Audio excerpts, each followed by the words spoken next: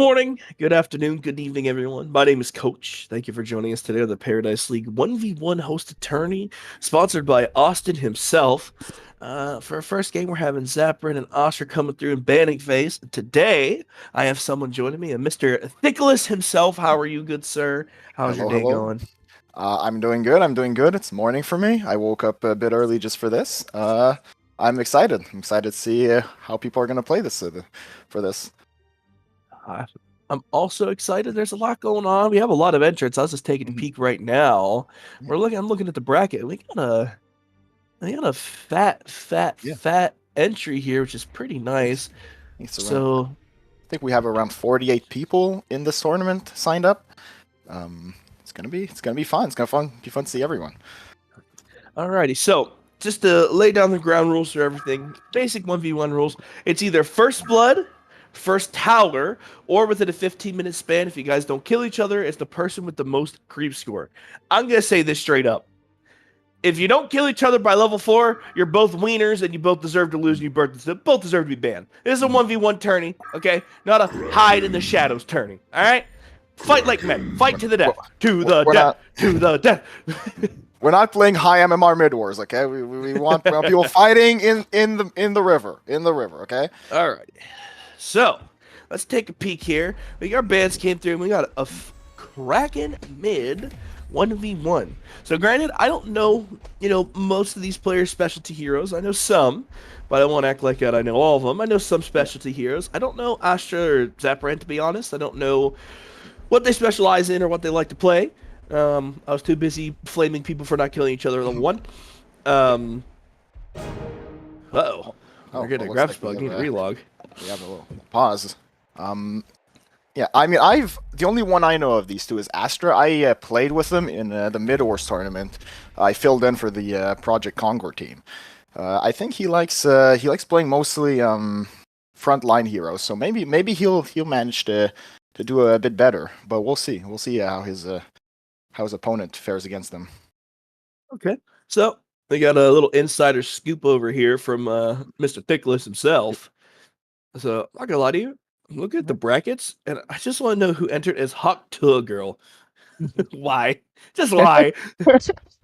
Wait, I didn't see that one. Well, my goodness gracious, Hawk to a Girl. they better win this tournament with that name. Hawk to a Girl doesn't win. I'm gonna say his tournament's rigged. Exactly. The people and their creativities.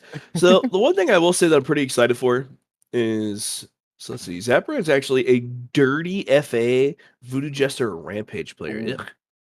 Ooh, Rampage player. So I got a bone to pick with them. Oh, yeah. I'm just hanging out and they just charge me from across the map every time. I just minded my own business and I'm getting mugged by a rhino. It's not great. No. Oh yeah. Dip your gauntlet devout. Okay. Oh, he's part of the Project Conquer clan. All right, I gotta be careful. I can't flame him too hard. No. So if it's okay, if the game goes on past level 4, we blame the other one, not Project Conquer, not Astra. Okay, we want to keep our accounts. We don't want to get. I don't want to get smited by the PK gods. I'm just saying, but as you can tell, the one thing I was pretty excited for is I was scared that everybody was gonna pick Soul Reaper, Soul Stealer, because you get really, really crazy hands off, you get good creeps off, you out of this, you out of that, blah blah blah. It's gonna be boring. Everyone just hitting creeps, throwing hands, just or just perma healing yourself in lane, either or. But I'm happy we saw a Kraken for the first game. I like that a lot. It's different, right? It's something new, something fresh. So I'm pretty excited to see how it goes. Yeah. Just saying, if you pick Soul Reaper at all during these 1v1s, I'm just warning you. That's all I gotta say. That's all I gotta say. Just you've been warned. Yeah. You are getting flamed. Yeah. It's not even waiting till level 4 for that. Where it's just level 1 straight up flaming. Tryhards, I swear. Alrighty, so for the first game, we're going to get Astra on the side of Legion, and Hellworm getting Zapparn with the nice Kraken. Zapparn not having an avatar reported. How dare you? And Astra playing Scuba Steve. I like it. I like it. So out of this 1v1, I know we probably shouldn't. I know we probably shouldn't pick favorites, and we shouldn't assume who's gonna win. However, I'm just saying, one's playing Scuba Steve, one's not. I'm just saying. Yeah, default avatar. I don't know. I don't know about that. Does he really play Kraken? Couldn't even spend the 500 silver coins to get something cool, like Scuba Steve. All right.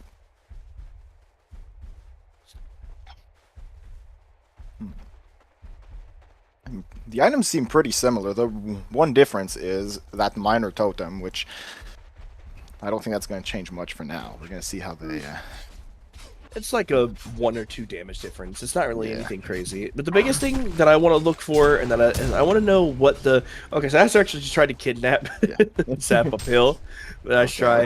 I want to know the difference in skill leveling and the difference in just positioning, right? Zap's choosing it to get the splash just so that he can get the damage off, and Astra tried to kidnap him under tower level 1 just to try and get pressure to push him under the tower so he takes some turret shots. He tried it again there to no avail. So the big thing we need to notice here, Thicky, is that there's 2 golden apples. So that has a lot of outplay potential, so I'm excited to see what happens.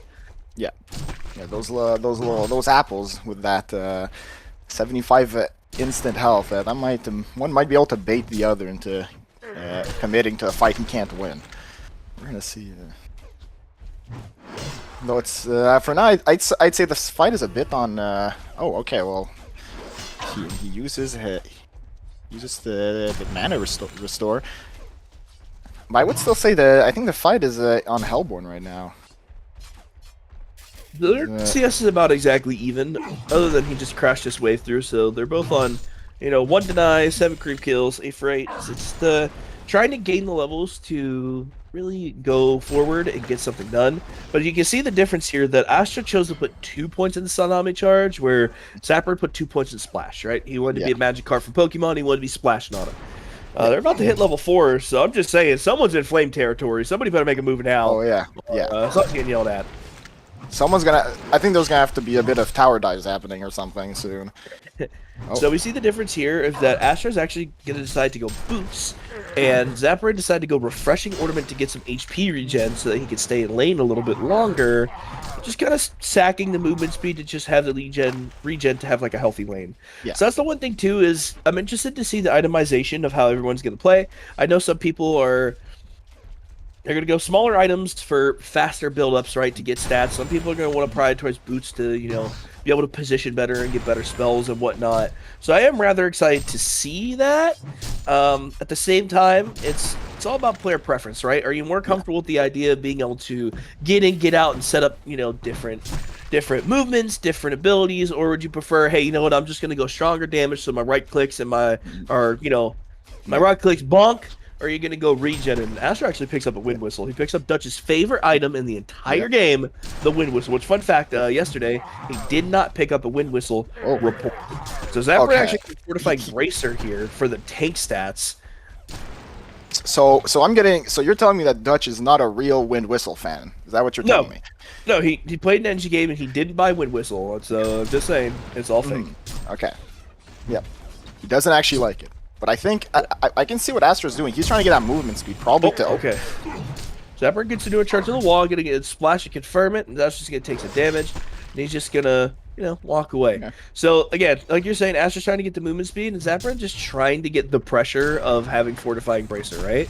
And we saw it there that he put a casual point into Torrent just to get the slow and the minus armor to stop the boot's effectiveness. Granted, marchers are 45 movement speed. Right, it's nice to have the 30% movement speed slow. It's a nuisance, right? It's kind of annoying. It's not the biggest slow in the world, but it's enough to secure a charge. So we're seeing the difference there. I think we're not going to see a kill till probably about level 6. That's what I'm going to go with, because So I think the flaming is going to start soon. That's what I. I'll say Astra seems to be going more for an aggressive build. He wants to really get that charge on Zap. He's I I just see that right? Is that like Astrolabe? Oh, I think he is, right? yeah. Oh yeah, yeah. No, that's an Astrolabe. Oh, okay. Oh, Now, okay. he has level. Okay, they both have level 6, but I think with that Astrolabe, he might be able to just survive the enemy ult. Oh Or even... no! Oh no! Oh Oh no! goodness! What did I just witness? Zapparn, no! So Zapparn missed Tsunami charge, and Astra kind of was greedily trying to put a Kraken down to pull him into tower range to get the kill because he's going Marchers. He ended up not picking it up. But the thing is, even if he gets that Tsunami charge under tower, I think at this point it's almost impossible to kill him with tower shots unless he's super deep, because he does have an apple and he does have an Astrolabe. Yeah. That's 275 health instantaneously with 2 button presses. So I think the problem now that we're running into is we're kind of in a situation where it's utility items versus damage, but the utility items and auras that Zapparn has are so much better. I think regen utility right now specifically is really strong. Yeah. You know, Yeah. auras are really strong right now, heal bomb heroes are really strong right now, and Astrolabe is pretty, I would say specifically in this scenario, is pretty strong too, even though it's not built much. I still think Astrolabe's an OP item. That's just me, because, you know, it's like 200 health instantly. Yeah, for 1,500 gold, that's it's a pretty good value item. But yeah, we're gonna see. But yeah, I think Astrolabe, especially on a Kraken matchup, is pretty good. The burst damage, Kraken usually for these levels, he focuses a lot on his burst damage. Having an extra 250 health is an insane amount of just like denying for getting killed. Like he just denies entire burst. I agree. The other thing too is 3 health gen, right? 3 health gen in lane's kind of huge. It doesn't seem like a lot, but when you're, he bought a secondary fortifying bracer for some more strength, so he actually has 1100 health right now, and Astra only has 875. He's about to pick up the march. He's about to take a tsunami charge on the tower. Astra actually getting one tower. Nice splash coming through, but a tsunami charge to confirm it through. So the problem here is if you literally, Astra was 1 mana away. Literally 1 mana away from Kraken. If he literally was 1 mana short, he did the math wrong. If he had Kraken, he died. Oh, the tsunami charge level, push him all. Astra trying to get a splashy Astrolabe and Apple coming out, getting the 275 health, and there it is right there. So now Astra has. Well, guess what? Now he has a 45-second window to try and play a kill to see if he can get something on Zap. But Zap has Kraken. A Kraken coming through. Zapparn can't charge through. He's pushed his restraint in the middle, and Zapparn actually walks into the Kraken and gets restrained. With the new Kraken changes, the superior magic stun from the staff is pretty awesome. It's always been pretty great, right? However, the 2-second immobilize when you get in the middle is literally what kills Zapparn there. GG, the first game will go on the side of Astra. Yeah, woo, go Astra. I have faith in you the whole time. Please don't ban me. I think we're keeping our counts today. Well, we're gonna see next game. We're gonna see the next games. Maybe that'll change. Hopefully he doesn't watch the VOD. So I think the difference between that matchup, other than specifically items, as you can see, that Astra was kind of really aware of the angles that he was playing. I remember that Astra was pretty like position heavy when it came to getting tsunami charges under tower. He charged it about 4 to 5 times, and I think it was either the 4th time or 5th time he actually got him up under the tower, onto the tower. And I think what's up? Oh, I don't know why I joined the wrong person. Oops. I joined somebody else on my friends list. That's why I was confused. My bad. You can see that Astra kind of just kept it frozen in the right spot to be able to make those plays. And I think that's what's super big, right? Just I think he really managed to bait out. He noticed that the Astrolabe, that was what was like gonna keep Zap alive, and then he just said, "Okay, I'm gonna bait it out, go back, and then walk up to him and just manage to immobilize him." Yeah, he unfortunately Zapparn kind of played. He played kind of shallow, right? That sounds weird. He played kind of shallow on the wall, and what happened was instead of playing deep in the lane, he was shallow on the wall, and that allowed Astra to throw the Kraken on the corner tip of that wall, so that, you know, Zapparn had to make a choice. He has to either walk down River to try and get a rune, or he has to walk uphill and hope that it expires by the time it goes through so that he can, you know, get up. Unfortunately, the immobilized kind of got stuck, and it was just a good positional play by Astra. And again, like I said, now you have a 45-second window to play and get the kill, and literally not even 5 seconds later, Astra just kind of found the angle, made the play. Yeah, it was a good play. I didn't think he was going to win once he missed that first ult, but then he managed to stay back and stay alive and get his ult back and then get a kill. Yeah, and again, ooh, okay, we're getting a Ravenor 1v1. Oh, we're going volleyballs. Yeah. Okay, playing dodgeball. The thing is, I understand what he tried to do, right? Astra tried to buffer the ult through the tsunami charge to try and pull him back, and it got stunned, and then it came out, which kind of sucks, right? It's not the best thing to happen in the world, but also the thing is, he would be immobilized under tower, and he did have, you know, 3 or 4 points that point into tsunami charge. So I think with the stun under tower and the immobilized, he could have killed him. So I understood the game plan there. It's just he was a little bit off on his timing, but again, it happens. So now we're seeing on the side of Zapparn here. He's going, you know, he has some Tangulas, he has a golden apple, but he has a crushing claw. And our Astra decided that he's going to go stout shield. So the difference here is that Zapparn's trying to get the fortifying bracers. I think that's what he's going to want to go for again. You know, just the 3 strike to get him a little bit of extra HP. He has about like 80 HP. It's really like 76, but a little more HP than Ravenor, and that's like 1 auto attack. However, a 50% chance to block 20 damage is kind of huge because that's the street strength is kind of neglectable at that point, right? Yeah. Oh, they have the same avatar. Oh, they're matching this time. Oh, okay. Avatar check. Oh, now it's Eevee. Now it's a 50-50 shot. Now I don't know who wins. Yeah. Okay. Yeah, like you said, that Iron Buckler, that's, I mean, as long as he doesn't get really unlucky, it's always gonna, like, it's probably gonna end up having more value than that, those claws, I think. True. I mean, also, Ravenor's magic damage, so, like, you know, his magic damage is not, like, the craziest thing in the world, right? But at the same time, it's still better than nothing. You know what I mean? It'll stop one or two auto attacks to make a difference. So Astra actually deciding to go volleyball second, and Zapparn deciding that he wants to go Stormblades second, just to kind of push the wave and crash the wave and get some damage off the top. A good hatchet confirm on that creep there. Good job. And, okay, Zapparn's a gamer. He got that wave under tower. He's a gamer. You see that? That's professional gaming. He plays mid a lot on FOC. He knows. He knows how to keep his lane. Okay, a good volleyball confirmed on top of Zapman with the Stormblades coming through, a Stormblade trade.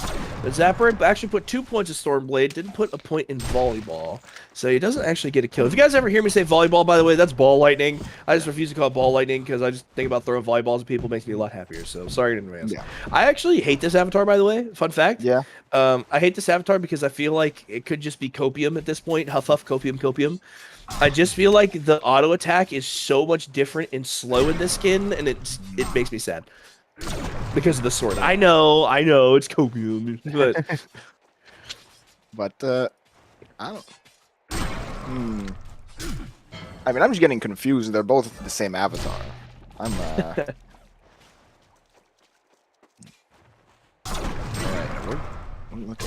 but I'm actually surprised Zap did not go ball. A volleyball, as you call it. He probably could have gotten a bit more damage off and harassed a lot more than with his E. I agree, but I think he's probably just going for the early damage, right? He should put a point into at level 4. Yep, he just put a point into level 4. I'm okay with him putting 2 points in W at level 3, and the reason why is that if Astra takes ball lightning and he decides to go in, it's on Astra to decide how the fight turns. But again, if they're just raw dog fist fighting, even with volleyball double tapping, right, and the extra damage there, 2 autos from Stormblades is enough to trade out the ball lightning damage with his E, but so I get why he did it. So on the side of Zapparn, we're going to see another Astrolabe pickup here, right? So that's kind of the item he's preferring to go. He wants the Astrolabe, he wants to regen in the lane, and he wants the damage. So I want to see how Astra answer this. I don't know if Astra's going to decidedly go, right to boots again, if he's going to try and go a different item and see it happens. But I like the Astrolabe pickup because, again, it gives you that wall of safety. And this time it's a little bit different, right? There's no Kraken ult to immobilize you. So when it comes to killing somebody, it's 100% going to be a war of just who right-clicks faster. Okay, Stormball coming on Zapparn and confirming the Stormball, and Astra's getting Stormbladed out for some big damage here. He has 3 points in the Stormblade, but you kind of see the difference in damage, right? You see the difference in the damage literally because of Fortifying Bracer. Fortifying Bracer literally just, that's 6 strength and 3 agility, 3 intelligence. It doesn't seem like a lot, but it is. And you can see Astra actually gets magic armor here. He decides to go a little bit more defensive. But again, the damage on the side of Zapparn is just a little bit more. So if we look at Zapparn, he has about 70 damage right now. And Astra has 62 to 70, 70, 78. But the difference is in the HP, right? You got the 967 versus the 815. But the difference is he has a lot of regen coming up forward because of the refreshing ornament. So his laning is a little bit safer and a little bit better. All he has to do is just back up a little bit, play a little slow, regen his HP bar, and then he can take another trade, right? It's all about monumental trading. Okay, volleyball coming through on Zapparn, confirming with double Stormblade. Stormblade coming through. After level 6, Zapparn trying to fight through volleyball. He's going to disengage here. He's not level 6 just yet. But you can see the trades are a little scary, Thickles. I'm looking.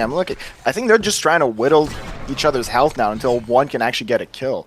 But with that Fortifying Bracer and Refreshing Ornament, I'm not sure how Astra is going to be able to actually do that. He can't just keep buying health bots over and over to keep his health up. He's going to lose on the gold. He's not going to have as much gold. But weirdly enough, he has lane control. He's not getting all the last hits. True. And the other thing too is it's a small little thing, and it's hard to see if you're not paying attention. But you'll see that Astra will auto attack, throw volleyball, auto attack, volleyball again, get a third auto attack, and then end the trade. Zapparn doesn't have the chance to fight back because he's stack layering his CC. Right? He's stack layering his CC to be able to get good trades where he doesn't lose. Ball lightning coming under tower, but Zapparn actually going under tower trying to be aggressive. Stormblade's coming through. A volleyball confirming. Astra actually might die here. Nope. Just enough. That magic armor just saved him. So a good trade. And very, very scary. Astra got a little bit too excited and Zap kind of punched him for it. But here's the problem. How is Astra going to get out of this one? Okay, Crystal Tear coming through Astra. Astra trying to break his mana pot. A volleyball will go through. A stun coming for a volleyball, but he doesn't have enough damage, and he doesn't have Stormblade, so Zapparn kind of gets away with murder there. But here's the thing. We're on a timer here, Mr. Astra, because he's about to get Astra-laid. So the question is, as soon as he gets Astra-laid, will he be able to punch the fights? There's a golden apple on the side of Zapparn, so he can try and take these aggressive trades now because he's not that scared. Granted, they're a little bit short on mana because Ravnor's mana costs are a little high in the early. I mean, 120 for Stormblades and 110, you need 230 mana to combo. So it's a little much, to be honest. 230, and you don't start with that much. I mean, 500 once you get to get max mana, but right now both players have no mana and barely any mana regen. But yeah, we see again, they're all back to basically full health. Volleyball coming through on Zapparn, just trying to get some harassed. He's trying to body block him, but he's walking uphill, but unfortunately, he doesn't have mana. And he actually bought a Crystal Tear trying to bait. Stormblade's going to come through. Oh, nope. He actually doesn't have enough mana for Stormblades. Again, he miscalculated. He was short on some mana, and it actually cost him again. He's 2 mana short of having Stormblades. If he actually got Stormblades there, I think with the magic damage and power overwhelming, being the superior magic damage, I think the 250 with the might actually have picked up the kill on top of Zap. So that's, again, unfortunate. I think so, too. And again, Astra for the second time getting a bit scammed there on, 1 or 2 mana. Getting him a kill. Project Hunger debuff. Yep. Exactly. Game is rigged. Game is rigged. Also, I see these players. None of these players are going for runes, which I respect. If you go for runes in 1v1, you smell. I said it. Yeah. Okay. Hey. Well, we might see that later, but right now they don't seem to be doing it. I do think it's more important to get the gold from the creeps. Because one item can just turn the tides in your favor. And I think we were going to see a soul trap coming out, which might actually be a really smart play. Being able to do that damage over time might be able to secure a kill. I agree. I like that pickup. And the thing, too, about Soul Trap is it's one of those items where, again, it gives you a pretty good stat line to play with, right? I mean, 3 strength, 3 agility, 3 intel. It's not, the craziest thing in the world, but it's pretty good. And the biggest thing about it is the fact that, it's 200 magic damage over 10 seconds, right? Yeah. Or it's 400 health over 10 seconds for yourself. Yeah. So, but the problem is if you take damage from enemies, it's you kind of lose it. But creeps can't really break it, so you're in one of those situations where now Zap can kind of stay healthy, right? He has 1,200 health to rouse, Astra's 1,000. Oh, okay. Astra decided he wants to go for a volleyball trade. He's just going to man fight it. He said, okay, you know what? You went the soul trap. We're just going to bang. They're literally just banging. A volleyball coming through. Astra getting stunned, but he doesn't have enough for Stormblades. A Storm Confirm coming through. Cancel the auto, but a Crystal Tear coming through. And a Stormblade double bat on Astra. He gets a Crystal Tear sent. And guess what? He just eats it, gets Stormblade. The superiority magic damage was just too much. Oh, that was well calculated. I think he was baiting him out. He was like, all right, we're going to have a nice 1v1 here, just hitting each other. And then once he saw he was within the killing range, he just used the Crystal Tier, pressed W, and then killed him.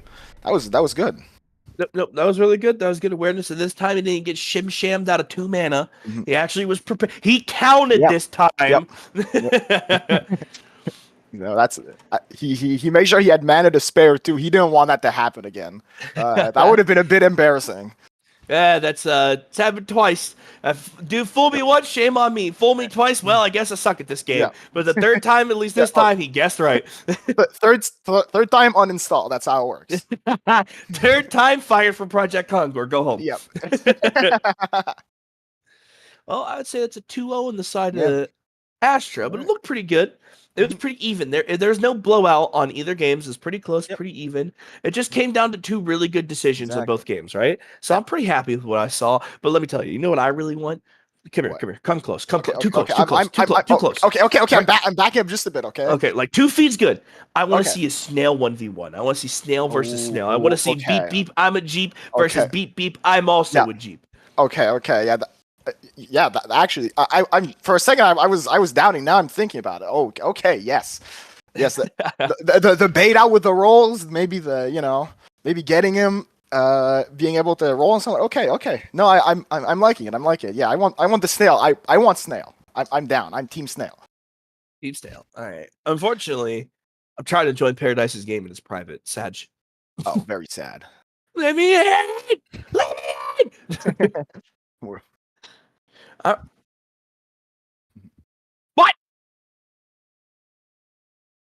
Okay. This is ridiculous. I'm hyped for 1v1s. I'm hyped to be prepared to play the game. If Boss Man tells me that there's a 15-minute... What am I supposed to do with 15 minutes? Am I supposed to sit here with my hands crossed, Nicholas, and be sad and be depressed? No, Nicholas. No. We have time for promotions, for commercials, because we're paid. Yeah. Fun fact, I'm not paid. We're paid, Nicholas. We could do commercials. We could talk about things. We could talk about the big changes, Nicholas, that are coming to Heroes of Newerth. You want to know what that is? Okay, I'm listening. Well, what are those big changes? Well, I don't know, because no one tells me jack diddly squat, Nicholas. But what I do know is Star League. And I'm excited for Star League, Nicholas. Star League, I'm so happy. Star League is starting up. Tell me about it. Come on. Okay, let me tell you. So here's what's gonna happen. The plan for Star League, Nicholas, right? We're gonna play some games and we're gonna play some scrims. But what happens is that it allows players of the wide variety of high MMR skill level, baby, to come together and create teams to try and play against people. And in the process of Star League going through, Nicholas, my boy, everybody gets a set of MMR, their own personal tasty numbers, and it allows them to create teams to try and win prizes. And let me tell you, Nicholas, my boy, in this Star League, I know what you're thinking. Oh, it's just some games here and there, some fun. But let me tell you, buddy, we're seeing heroes that have never been picked before in tournaments. We're seeing Plague-Goo. We're seeing the return of Ravenor. We're seeing Night Hunter, Night Stalker, if you will. I know it's Nighthound. I know it's Nighthound. I'm just being a smartass. We're seeing people experiment and create new drafts, which is a pretty fun experience because it's letting the players as well as chat have some fun and just see new stuff. But the problem is, then you go to the meta stuff where everyone's picking Nymphora or Engineer Magnus, and then Dutch doesn't build Wind Whistle because he's dumb. And he's a fake. He's a fake. He doesn't like it. fake. What a faker. But no, Yeah. I'm pretty excited. We have a lot of big plans coming up. We have a lot of stuff that's going on. We have a lot of Yeah. stuff in the works. Mr. Paradise has been working pretty hard behind the scenes. Mhm. I know that we got a big patch, right, that I never read because Yep. I don't care that much. I'll figure it out as I go. Um, You'll know if your hero's been nerfed. You'll know. You'll find out. yeah, my heroes are always banned and nerfed, so it doesn't necessarily matter. Um, Mhm. but Oh, I'm pretty mine was excited for mine was Starlink. nerfed. What do you play? I play. I'm a mid wars guy, and I played Drunken Master, and they nerfed him. He's useless. Oh, Now. They made him so useless. you're an asshole. I am an asshole. Okay, I always build shield breaker. Okay, I always go greed, and then I jump on the squishies. I jump on the Nymphora or the Pearl. I hate fighting Pearl, so I just focus. Everybody hates Pearl. Everybody hates Oh Pearl. yeah, yeah. All my homies hate Pearl. I'll tell you Yeah. though, I do enjoy mid wars. I am a very, very much a Mhm. mid wars enjoyer. Ooh, But okay. I like playing three things in mid wars if Yeah. I have the chance, right? Yeah, yeah. Obviously, I love playing Devo because I like Oh. kidnapping people for fog. I mean, who doesn't Yes. like playing Devo, right? Everyone loves Devo. I love Devo. I also like playing Snail. I mean, who doesn't like Snail? Okay. I get to Yeah. just roll in on people and just be a Yeah. psychopath. Yeah, you And get thirdly, and staffed. most importantly, oh You get yeah, stabbed, your team flames you for getting stabbed, but then they see how far you can roll, and then they're like, okay, maybe he's onto something. then they see that I'm a NASCAR and I'm flying fucking Yeah. Sonics flying in from the speed of sound. Exactly. Watch out, here I come. And then Yeah. my third one, which is kind of toxic, I know. I Mhm. like playing Hellbringer because I like dropping Oh, Malphus on people's dome okay. pieces. Yeah. Okay. Well. You know, Hellbringer. You know, I usually don't fight. Okay, when they're on my team, terrible. They go the worst items. I'll see them with like a shield breaker or something. On the enemy team, okay, I can't kill them. Unkillable, Oh. can't do anything. That's the thing is, listen. Let me tell you something. Let me tell you a little bit of a secret. Anytime I get a Flint Beastwood on my team, it's like a kid with a wet napkin slapping people on their kneecaps. Oh yeah. Every time I play against a Flint Beastwood, it's Jesus Christ incarnate, Yeah. and I'm getting nukes sent at me for every single auto attack, and I don't know what the difference is. I'm trying to figure out what my teammate is trying to wipe off my windshield in the rain with a napkin, trying his best, and the other dude has a bubble that just is impervious to rain. I just don't get it. I just don't get it. Well, yeah, exactly. Every time. And you know what? You like Devo, but every time I have a Devo on my team, okay, he manages to hook me out of getting a kill. And every time he's on the enemy team, well, he hooks everyone. He's like the biggest. He's just kidnapping everyone left and right. He's just showing up, grabbing everyone, getting picks. I don't get it. I don't understand. This game is rigged against me. Yeah. Let me tell you. That's how I feel. I have Devo on my team, has no eyeballs. That's right. I said it. He has no eyeballs. I play against a Devo. This dude has aimbot. Call the admin. He's cheating. That's all I got. Exactly. Every time. Every single time. So the dealio right now is I know that we're waiting for some games, and I know that we talked a little bit about Star League, right? We're talking about, just meme games of Star League, and we're talking about just the excitement about the 1v1 tournament and in general, just the big changes that are coming to Heroes of Newerth, the work that Paradise has put in for us to be able to have this stuff. And, shout out to Austin for, putting up this 1v1 tournament to us. Shout out to Austin for kind of, just being kind enough to give us something to look at, right? Yeah. But I'll tell you keeping the excited competitive spirit around, Oh, that's what we 100%. want. 100%. Yeah. But I'm pretty tell excited. me, I'm 2 feet apart. Listen, I'm pretty excited because we've seen a Kraken pick, right? We saw a Kraken pick and we saw a Ravenor pick. So we're running into new heroes, right? We're running into things that we normally don't see or you don't think that you see in a 1v1. I think you're saying. Oh yeah, I'm never hoping. seen those. We've never seen heroes picked like this. Never. No, I'm telling you, what I'm excited for. I want to see. Now that I think about it, right? Because this is gonna be crazy. There's 3 things I want to see. A snail 1v1 would be sick nasty, right? Oh yeah, that'd be awesome. However, Doze picked Panda in tournaments the other day, and he played the Tiger Muay Thai skin, the Sagat skin. I want to see a Panda 1v1. I just want to see face punches galore. Obviously, a snail 1v1 would be cool. I want to see a Rift Walker 1v1. I want to see somebody alt and alt. That's the second one. Okay, we're getting crazy. One, okay, the third one, I don't know why. I really, really want to see. I know it's gonna sound crazy. I want you to get what hero am I about to say? Let's see. Okay. I don't think it's a support hero, okay, because that would be boring. Okay, so we're gonna get out of the support heroes. How about Behemoth? You're gonna say something crazy like Behemoth. I feel it. You know, I wasn't thinking Behemoth, but that'd be kind of sick too. I'm not gonna lie. Yeah. Come on. Okay. Think about it. They'd be sniping each other across the map. You're not wrong. Okay, I'm gonna tell you. Okay, I'm so there's two that I think would be funny to see. I think a blacksmith 1v1 would be funny.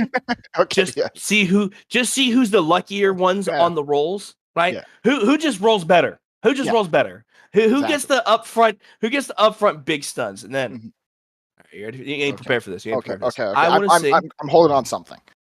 Okay. I want to see the most toxic hero. One of the most toxic heroes in the entire game. Oh no! I want to see a succubus 1v1 or a slither 1v1. No, I want to see who can put the other person to sleep the longest and who spits harder. If Hawk Girl doesn't play slither, this is bullshit. If Hawk Girl or Armadon, if he doesn't play Armadon or slither, this tournament was rigged. Or Plague Rider. You know what? I'm down for Plague Rider 1v1 because technically speaking, he does spit. I'm just saying his that's his Q or his R. His R is just a big old loogie, bro. Unless you're playing Plume Rider, then it's a rainbow. Well, but we don't. Yeah, I guess it's not. Whatever. But okay, I'm just saying. Okay, let's do something. If Hogtua does not pick either of those heroes, okay, I think he has to change his name. It's simple as that. Has to change his name, right? Is that fair? Yep. Start a petition in chat. If Hogtua doesn't play Slither or Plague Rider or Armadon. Can we start a poll or something? Can we get the devs on this? Come on.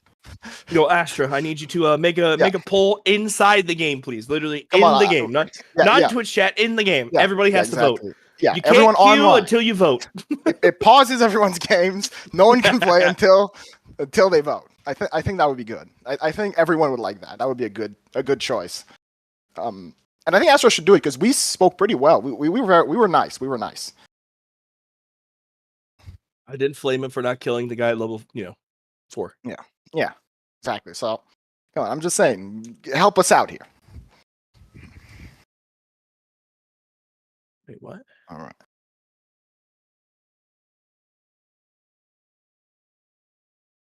Interesting.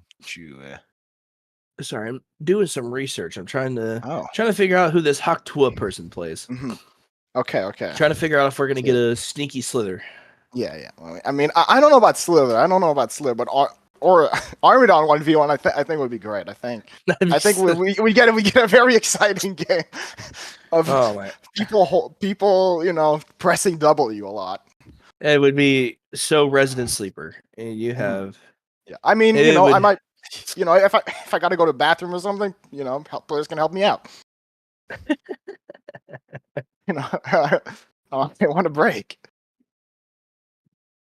Help me help you. Help me. Yeah, come on. Pick Armadon. But Succubus 1v1. I said I had a bone to pick with like Rampage players like before. But you know what? I think I hate Succubus way more. And Witchslayer, both of those. Like I play Mid Wars, but they somehow manage while my team is doing something else. I don't know what they're doing, okay? I'm looking at them and not doing anything. But every time, I'm stunned for 10 seconds. They manage to 10 me for 10 seconds. And I just stand there doing nothing. And my team does nothing. Every time with those two heroes, I hate them. That's why I play Drunken, is I focus those two. You're literally, anytime I play against Succubus, I get full channel ulted. Yes. It happens every time. It's you get put to sleep, then you get hooked, and then you manage to use your escape. But no, you're not out of the woods because then you get ulted. When that happens, I sort of just get on my chair and I just like start like cooking dinner or something. By the time I get back, I have food and I'm unstunned. It's fun. I love it. I literally could go for 20-minute shower, come back, I'm still asleep. Yeah, exactly. My team starts flaming. What have you been doing all game? Hey, they have a Succubus. Trying my best. That's how I'm doing. Exactly. You guys aren't having the same battle as I have right now. They're like against like, they're against like Ravener or something as like, Bushwhack. and they somehow lose. Just uh,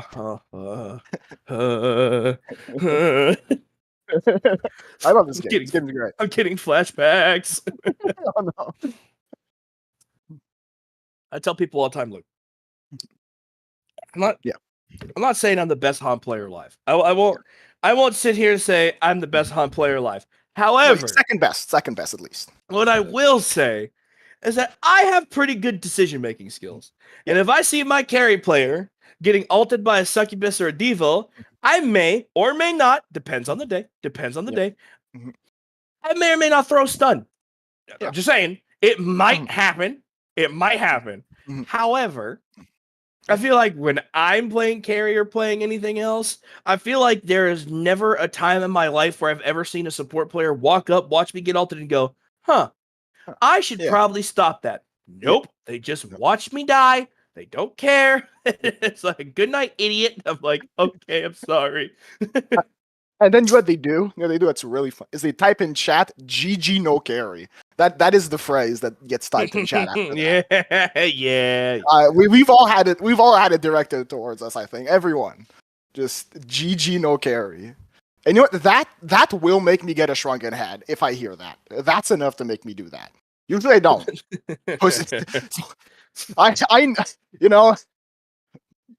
I'm just saying, I don't need a shrunken head if my team is, there. It gets a storm spirit. But sometimes I got to do it. I have to actually try to win. Sometimes I have to not be a clown and play the game. Doesn't mean I want to play the game. No. But, you get the point.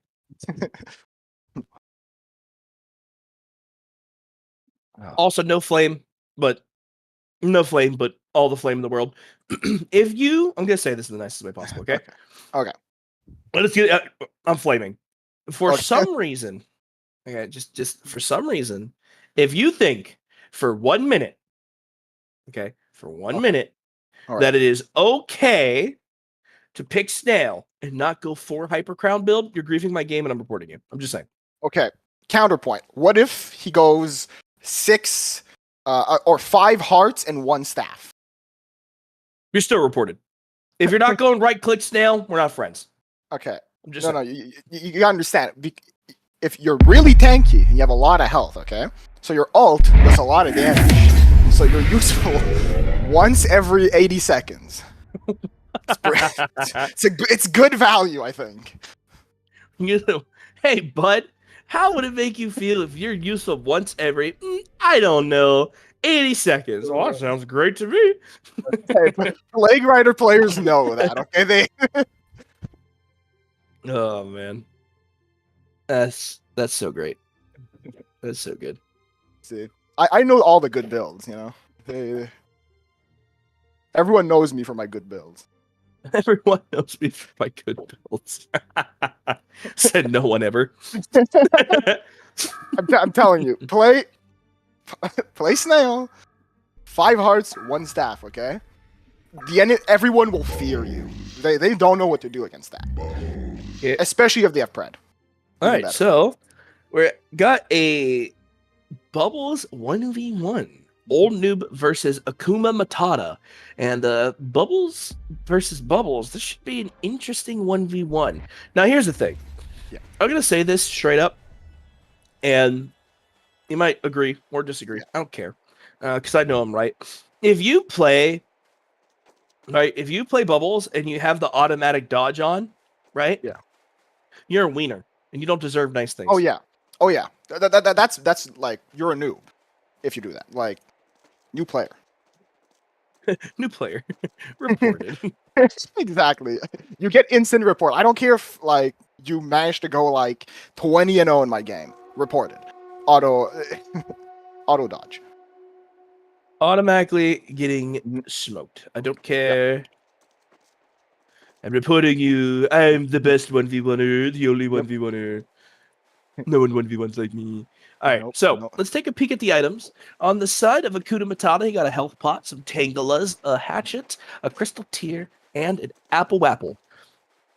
And I don't know. And we have a Mana Battery, Apple Nut, and Tangulas on the side of Mr. Old Noob. Okay, I like that. They're flashing mastery at each other. One person's sleeping, the other one's flashing. Yeah. So here's the real question. Who are you rooting for here? Who do you want to win this Bubbles 1v1? One has an avatar. Okay. I mean, the other one has an avatar. It's just a crappy one. Yeah, well, you know. I mean, is that just like, I think a default avatar might be better then. 'Cause at least like you can say like you forgot to pick. I agree. I want them both to lose because they picked Bubbles.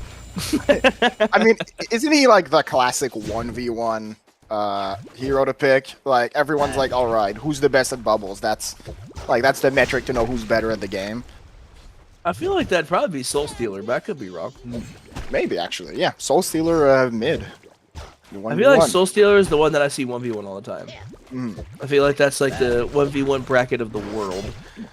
So Akuma is, hitting a mana pot with no fear, just walking up and smacking Old Noob, and Old Noob didn't cancel his mana pot. He said, I don't care that much. But he also doesn't care about the creeps hitting him, which again I don't know if that's planned. I think Akuma might be playing better. Oh. Right. Okay. Nope, I'm reporting Old Noob. Old Noob's getting reported. That's on autocast. All right. Yep. No one can do that. Fun fact: you can't autocast the ability until it's level 4. By the way, just so you know, they changed that. Oh, they did. Still report him. Still report him. You pick Bubbles. He's still getting reported because he picked Bubbles. And I'm sending it to the High Heaven Mark Council. Prior to us, please ban this idiot. So they have a 2-0-1, right? They have Shell. Oh, Akuma tried to actually toggle the Shell hide just to take cover to try and dodge the Shell damage, but it's a little bit too slow, so it took the damage. But yeah, you're 2-0-1 now. Old Noob's 2-1-1. So now we're starting to slowly but surely get the skills back, get the damage back, and we're gonna see how this translates.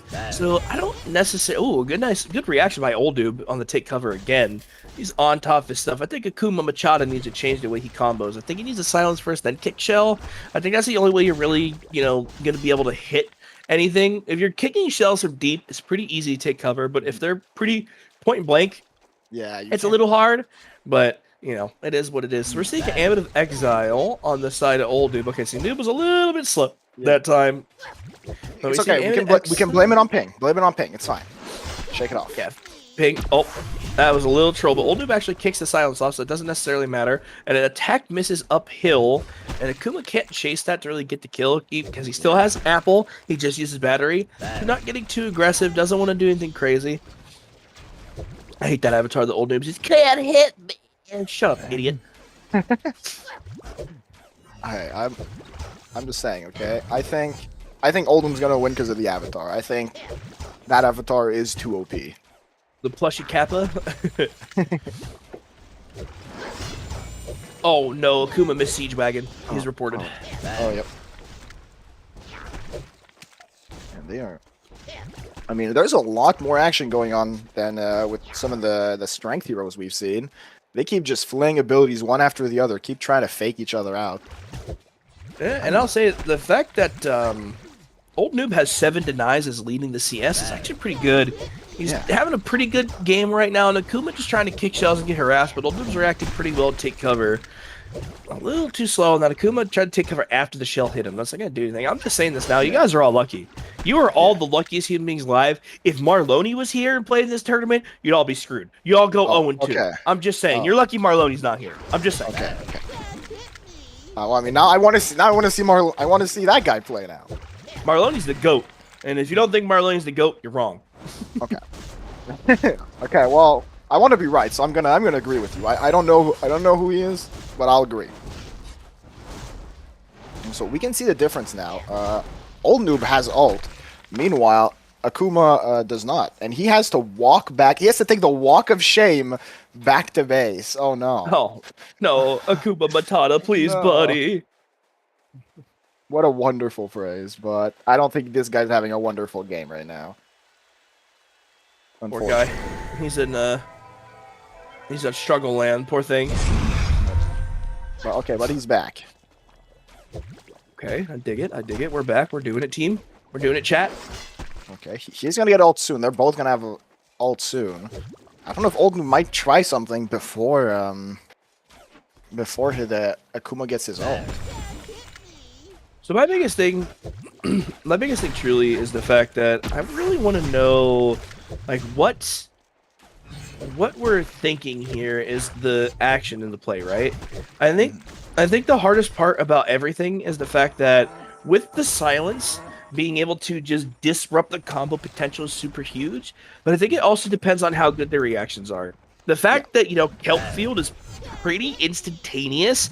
It's pretty hard to just catch something in Kelp Field. I mean, it's pretty instantaneous. It's hard to take cover it, but it's very much possible if you're paying attention. So now you're running into a situation of how do they want to combo, right? Do you want to do silence into Kelp Field? Do you want to do silence shell Kelp Field? Do you just want to raw dog Kelp Field from a weird angle? Like, oh, Akuma's actually going to get punched with that. He goes in for a nice little shell surf, trying to get anything he can with a nice little song of the people getting the silence, and old Noob actually gets the punish with a Kelp Field. So Akuma kind of tried to kick a shell from Fog to try and get something to happen, and just good awareness on old Noob to just take cover and dodge it. And he just responds again, a nice song of the sea for the silence, so he can't take cover. And he throws out a Kelp Field and he secures the kill on a Chuma Matata. So the first game will go on the side of old N00B, because that's not Noob, that's N00B. Okay, that is true. Well, we've seen from that game clearly he has some skill. He managed to play bubbles pretty well, dodging a lot of abilities. We're gonna see. We're gonna see how he manages to do. Maybe one just had better ping than the other. I don't know. All right, is the game.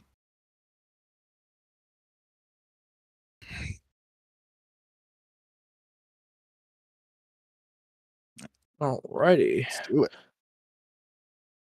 Alright, Mr. Paradise, opening the lobby for us. Also, shout out to chat, everybody in chat. Thank you for joining us today in this 1v1 tournament. I know we're pretty early into the day. We're only, on our second game, but shout out to everyone for being here. Appreciate you all. I appreciate you guys supporting the HoN community. It's a big deal, right? It's a big deal to all of us. It's super nice that you guys are here. And, we all like playing this game, and it's fun to see people still showing up for tournaments, still excited to watch people play the game. We love that. And again, shout out to Austin. Shout out to Austin for allowing us to have this tournament, and shout out to him for putting up with us and putting up with the stupidity of all the things that we request 24/7. Hey, what a 1v1 tournament. Bah! I want more mid wars. More. I want more mid wars. Give me mid wars. That's all I want. Replace everything with mid wars.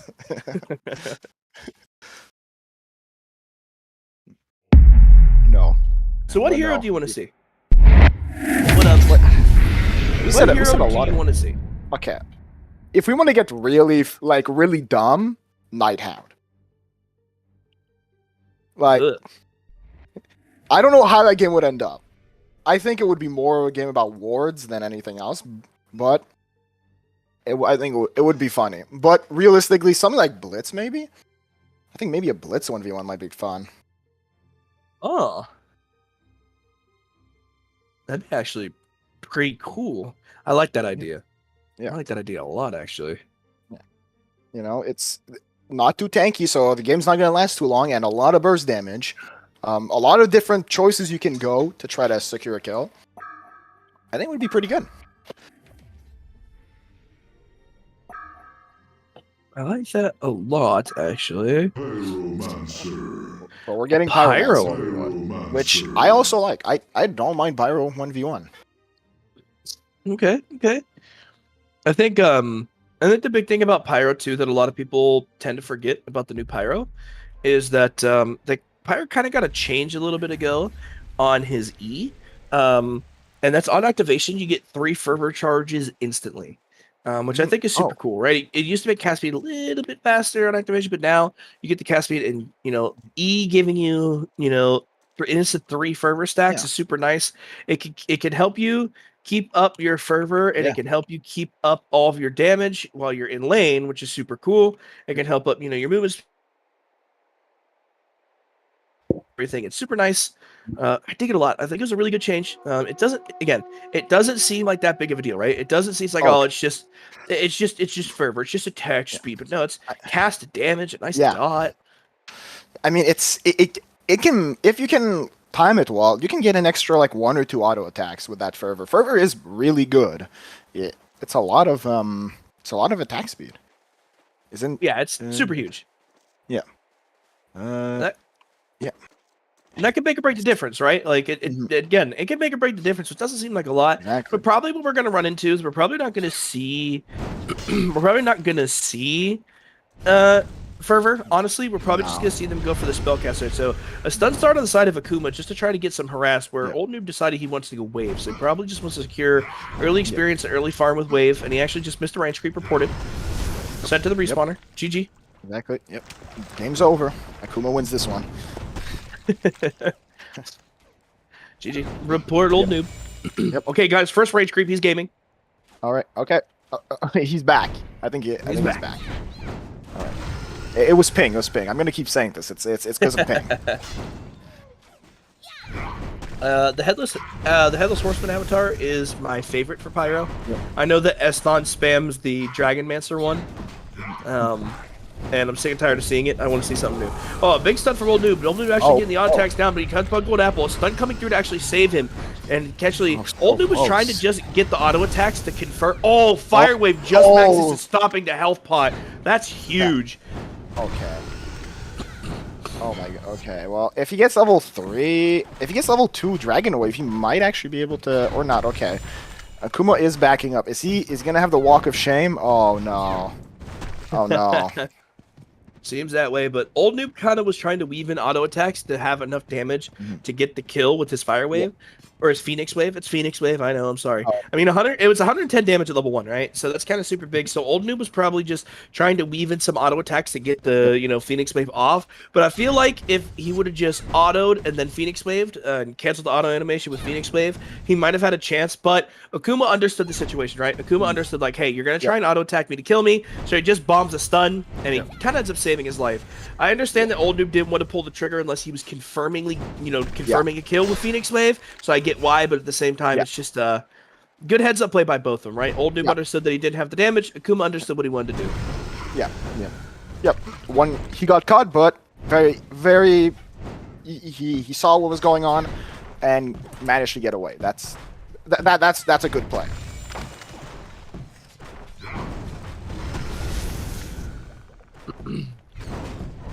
Oh, Phoenix Wave denied the range curve. GG. Akuma's the winner. Just CC right now. CC right now. It's Jover. It's Jover. Better player. You can see it. So actually, we were talking about before, Akuma's actually deciding to put a point into Fervor instead of a second point into I want to call it Light Strike Array, Light Strike Array, but I know it's not Lena, it's Dragonfire. Putting a second point into Dragonfire on the side of Old Noob, but Akuma just decided to go Fervor. I like the casual point in Fervor. The reason why is I think 30% cast speed is a huge deal, right? Again, the dot is not really like the most crazy thing in the world. It's whatever. But maybe against towers, it's pretty good, but yeah. Against towers, yeah. It'll help him siege, but we're not really worried about the towers, right? However, the thing is, yes, it's true that Old Noob will have more damage upcoming on the Dragonfire and the Phoenix Wave. However, the thing is, he can't sit down and auto-attack trade with Akuma anymore, right? He can't sit there and auto-attack trade. He has the upfront burst, but Akuma has, like, the overall sustained damage. You know, when Phoenix Wave comes out with Dragonfire and the stun, if he tries to sit there, he has to back out. He can't sit there and trade with Akuma. He actually cancels the mana pot on Akuma, which is really good. So it stops Akuma from being able to get the mana to use any spells. So heads up awareness on the side of Old Noob. Old Noob with the Amulet of Exile. So he has a little bit more mana regen, as mana pool is a little bigger than Akuma's by 80, which really isn't that big of a deal. But it has a little bit. 80, it doesn't even, it's not enough for a Dragonfire, so it's not enough for the stun. But it's still pretty good. Do you think he might be going Mana Ring? I feel like that would be a greedy item to go, though. I mean, Mana Ring's the best item in the game. It gives you mana. Who doesn't like mana? Free mana. But I don't know if he'll go that. It's a lot of money. It's a lot of gold. true. And Old Noob actually gets 6 first, so now he picked up Blazing Strike, which that's a lot of damage. The thing about Blazing Strike, it is 280 mana to cast. So you need a mana pool to be able to cast, your full combo. So it really just depends on, does Old Noob just try and harass, regen his mana up, and then try and make a Blazing Strike combo? Yeah. Or does he Dragonfire, Phoenix, out Cole, Phoenix Wave at him, and then just pop his Crystal Tier and shoot a Blazing Strike off, right? We're in the situation now where the combo potential is super, super huge, and the combo potential all just depends on decision making at this point. The way they're going to pick up these kills is all about decision making. Technically speaking, he really only needs, if you want to be honest, he really only needs a Phoenix Wave and a Blazing Strike to pick up the kill onto Akuma. It's 700 damage up front. Akuma only has 682 health. Now that he's been harassed by a Phoenix Wave, if Old Noob were to literally just walk up and Blazing Strike and cancel the animation with Phoenix Wave, he dies. But instead, he's just going to play safe. He's just going to kind of bounce the waves, bounce the creep waves until he can get something good. Yeah. And now I'm looking, and they both have, I think, enough mana for their full combo. Whoever manages to land a stun, I think, is gonna win. Oh, there's Blazing Strike. There it is. All right, GG on the side of Old Noob and Akuma, and that will go on the side of Old Noob. So we saw 2 new heroes. We saw Bubbles, and we saw a Pyro. So we've gotten a Ravnor Kraken, a Pyro, and a... We saw two different matchups, though, in these 2 games. One, the first matchup we had, first game, it was very much strength heroes, frontline strength heroes. Now, for this matchup, we saw a lot of intelligence like casters. So pretty different games. But GG to both players. It was well played. I think both players did pretty good decisions. Just Old Noob came out on top this time. I agree. I think they both play good. I think they both had their moments and everything. I think Old Noob, just his rotation, the rotations of his skills and the trading patterns that he had was just a little bit better, right? I think he had the right idea of what he wanted to do, and he had the right idea. He had the right idea of what was correct, right? And that's the thing that you run into, right? It's one of those things where it's just understanding your mana pool and what you need to do and how you need to do it and what makes sense and what is right at the time. And like I said, the HP that they're currently at, you're running into the situation where, again, all he really has to do is just land a Blazing Strike into Phoenix Wave, and he was dead. Now, granted, he did confirm it. He did confirm it with a nice Dragonfire to pick up the kill, but it wasn't necessary. You can see by the damage it wasn't necessary, but it was a good just awareness. And like I said, Old Noob kind of did the correct thing by manipulating the wave and making the wave in a state that's really good for him. He froze it in the middle of the wave, and it allowed him to kind of just really force Akuma to walk up to try and get a creep. And he kind of got punished for it. The other thing too is that something we didn't mention is that Old Noob had a ward, right? Old Noob had a ward, so he understood where Akuma was at all times, compared to where Akuma was kind of trying to play into fog, right? Akuma was playing into fog. Akuma really didn't have the vision that was necessary to be able to play into that. And my biggest thing is, and this is just me, I have a problem with the way that wards interact in the mid lane. And the reason why I say that is because, his ward was on his high ground, right? And it gave him vision of everything. I feel like, and it's just me though, I feel like mid lane shouldn't get wards. I feel like you all should just play in the fog, in the darkness, and be terrified. You should all just be afraid. That's what we want. I don't know. I mean, maybe at that point, that's when the other person should try to get the rev wards, like try to buy a little rev ward, get that 150 gold from a ward. Like that's pretty good. That's better than a creep. Just saying. I think the problem with that too is, like, to take this in consideration, right? Is the way that it's getting played, right, and the way that like everything is getting played out, and the way that everything is really like all about pacing and timing, right? It's all about momentum. If you're buying a rev ward, to try and clear a ward, and you're trying to you have to hit it from downhill, right? You have to you have to hit it from downhill because you can't go high ground. The problem is if you decidedly go high ground, right, on their high ground, on their tower to try and kill the ward, you're giving them an advantage to get damage on you while you're trying to clear a ward. So it Okay. becomes a pretty scary thing, right? Yeah, Because now yeah. you're risking life and limb to basically try and get this rev ward. And yes, it's very much worth it because, like you said, it is 150 gold. Yeah. It's super big. He doesn't have vision, but at the same time, Yeah. you're kind of throwing your body in a position where you can kind of just get Yeah. nuked out. And Pyro's a pretty far range caster, right? Yeah. Pyro's not a low range caster by any means. So you're running into a situation where you're playing against someone who can kind of hit you from across the lane for free, anyways. Yeah. So it just makes it like a terrifying thing. Yeah. So again, Yeah, no, I get I understand. And the other thing too is like, yes, we're not certain if Akuma knew or not there was a war, but I think he could probably figure it out if he tried hard enough.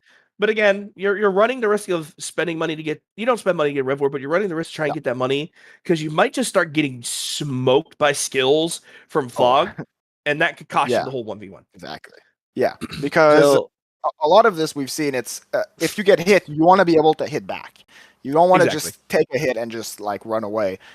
That you're gonna end up losing by doing that. You're gonna have to spend gold for a health potion while the other doesn't have to do anything. That's like 100 extra gold for him. 100 gold's a lot in a 1v1.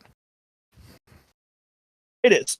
It very much is, and I think Warding's really smart because, like I said, it gave old Noob access to play at different angles and understand what he could push up to get creeps, what he could not do creeps, like what he can and can't do. So I think the ward buy is good there. Don't get it twisted. I think it's really good. But like we were talking about before, clearing it kind of a pain in the butt, right? Yeah. It's maybe a bit too good because the only real counter is to you yourself get a ward and then place it so you also get vision. So basically both people get the same advantage. That's really the only counter. I agree. And now we're getting old Noob versus Snark. Okay. Well, that sounds like a good little matchup. How do you feel about that matchup? I mean, we've just seen old Noob play. He played very well. Snark, I feel like that tells me something. I don't know. I don't recognize that. Like I said, I play a lot of mid wars, and I'm bad with names. I feel like I've heard that name before. So, what we're gonna see. We're gonna see. I'm gonna see how he plays, and I'm gonna see if I like him. But most important, if he doesn't have an avatar, I'm not gonna root for him. I'm gonna have to say right there. Starkey is a FOC boy. Okay. He's an FOC boy. He's been known to play tournaments. He's been known to do pretty good here and there. Nothing too crazy. Yeah. He's in B Pro. They played. Didn't they play in the Mid Wars tournament? They did. Yes, they did. That's where I saw him. Okay. Yeah. He's been known to be a griefer. I'm just saying. Okay. Well, we're gonna see how he plays. I mean, like I said, like I'm pretty picky with who I like. Okay. Picky. I have one criteria, and it's the avatar. I have one criteria, and it's what avatar you use. Yeah, I dig it. Exactly. Doesn't matter if you ward or not. I don't care. So now we're gonna go through the ban phase. We really haven't talked about the bans because I know they're just random. So, but it's probably important to understand that everybody has specialty heroes they like. I know that Snark likes playing Bubbles, like a disgusting person. And I know that he's been known to play a pretty good Lodestone. On the side of old Noob, I know old Noob is a disgusting Bubbles player. He's also a disgusting Soul Stealer player. Ooh. I know those are some of his heroes. So I'm hoping that he doesn't get access to his El Bubble or his Soul Stealer. But we will see what we get here. Oh, there's the Bubbles. Oh.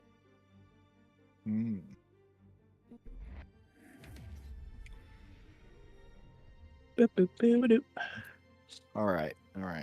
They're taking a bit of their time, but okay. The pigs that I'm seeing, I don't know, maybe a Dampier or Glacius. Glacius 1v1. How do you feel about that? That sounds absolutely awesome. I'm so down.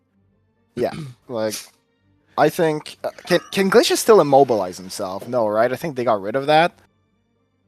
Did they get rid of that? I don't actually know. Did they get rid of That's a that? good question. We're gonna find out. No, they got rid of that. Okay. I don't think that was a Congo thing. I think that was a Frostburn thing that they removed. That was a while ago. Oh man. Polywog 1v1. Okay. So now we're gonna run into a situation of they're probably not gonna kill each other till level 6. No. And in the process of not killing each other until level 6, the real question stands out to be who gets the better ward trap? Oh yeah. Right? Who gets the better ward trap? That's the real question. Yeah, because that's what's gonna win the game. That's what I need to know. Who has the better ward trap? Who has the better tongue tie? All right. Well, first of all, I'm liking old Noob. I think I'm liking him more right now.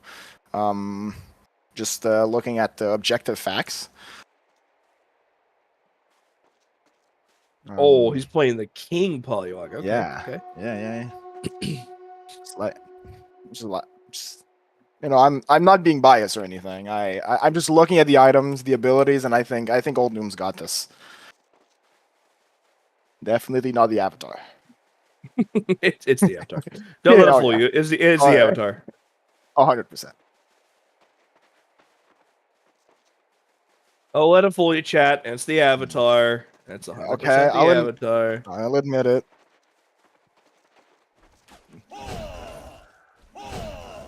So what exactly are you looking to see here? What do you want to see that makes you happy? What feels right? What feels right is being able to use the creeps with that tongue tie. I want to see someone manage to tongue tie someone while the creeps are just wailing on him. Okay. That's what I want to see from Polywog 1v1. Because we all know at level 6, one of them's going to trap the other, right? We all know that. Yeah, it's just a matter of time before it happens. Yeah.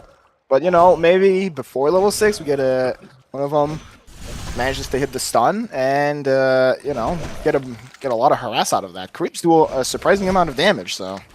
I agree. The other thing, too, that I want to take into consideration is... Oh, old Noob actually tongue-tying under the tower. Oh my god. Tongue-tied under the tower, and he misses the rage creep. Okay, GG, it's over. Yeah, GG, Stark denied rage creep. GG, it's over. Stark, you're the winner in my heart. I don't care if you lose. Okay, well, you know what? The avatar, I thought the avatar was gonna, sell me, but after...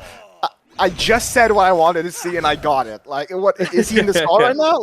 Is he listening to us? Yo, Stark's ghosting. Yeah. Okay, who's sharing his screen right now? I need to know. So the thing is, they're both going to go into a second point into Jolt, right? Just to get the nuke on the creep waves, which makes sense. Yeah. I don't know if they're going to pick up Morph level 4. I would like to see Morph level 4. Yeah. Oh, my game all tabbed. Spooky. But no. I'm excited to see if we get a Morph level 4, because if we get a Morph level 4, that really will solidify the fact that somebody will be able to ward trap, right? Morphing someone and just dropping wards on top of them is the funniest thing in the world. You just watch them run around and struggle, and then they die. That's just the way it goes. Yeah, and the person knows what's gonna happen. As soon as that lands, they're like, "Oh no, I'm okay." Well, good night. I'm dead. Yeah, they can just leave the game right there. Real Polywog players go Sand Scepter for the double troll. Oh, they morph you, they morph you, they jolt you, they laugh, and as you unfrog, they just Sand Scepter you, put words on, blast at you again, take a little bit of a nap, and then tongue tie. Yeah. Oh my god, yeah, Polywog players. You know what? I think that's another. That's another hero I don't like playing against. Every time you get polyed, then you get tongue tied, and then they hit you with a Sand Scepter, and then they hit you with a Storm Spirit, and then they hit you with the Sheep Stick, and then they rest. Oh my god! What Jesus? Right. Who hurt you? Who hurt you? Polywog, okay, those damn players. Who hurt you, thinking like Jesus? Okay, I've had that happen to me. Jesus, I'm so sorry for you. I was to say, also, I'd like to point out that the best avatar for Polywog is the penguin one. You can't change my mind. Oh yeah. Old Noob typing a frowny face in chat. He is old and he is sad. I repeat, he is old and he is sad. I don't know why he's sad, but sometimes it just be like that. No. I don't know. It looks pretty equal, honestly. Old Noob just has a little more denies. That's all. Yeah. Oh no, Stark's gonna miss the caddy wagon. Oh no, Stark, you missed your cannon. You missed your no. siege. No, that's a lot of gold. That's like 60 something gold. Ooh. Good jolt. Actually ends up canceling out the flash there, and Oh, takes the range creep. So it's a GG. Oh, you better be careful, Snarky. Oh yeah. See, here's the thing, right? The thing about that setup right there is I'm a psychopath. I would have morphed, and I would have started auto-attacking my siege to try and deny it faster, and then I would have tongue-tied him on the tower. That's just what I would do personally. It wouldn't have worked, but I was going to try to make this. Yeah. Oh yeah. I mean, that's what I want to see. I want to see tongue ties through tower.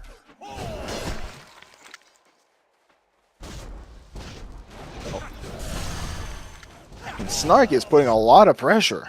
Like, he's always in that tower. I think he's trying to do that that combo again. He heard that I like that. He wants to win win the caster's favor. He heard what you liked. He said, "You know what? Yeah, I could do that." Yeah.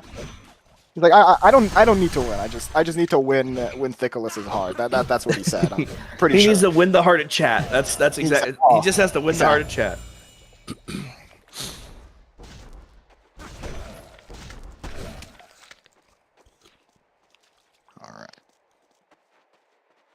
Alrighty, let's see what happens here. So now we both have wards on both sides, and Old Noob has a little bit more on the resource side. He has a crystal tier, he has the mana to combo. He just hit, okay, pot the mana pot, and Stark saw it, and he just decided, said, you know, I don't like your mana. Oh no, the morph! Oh the morph no! Oh no, Stark, you're stuck! Oh my god! Stark with an auto attack hatchet to try and get out. It was so good. Stark made the play.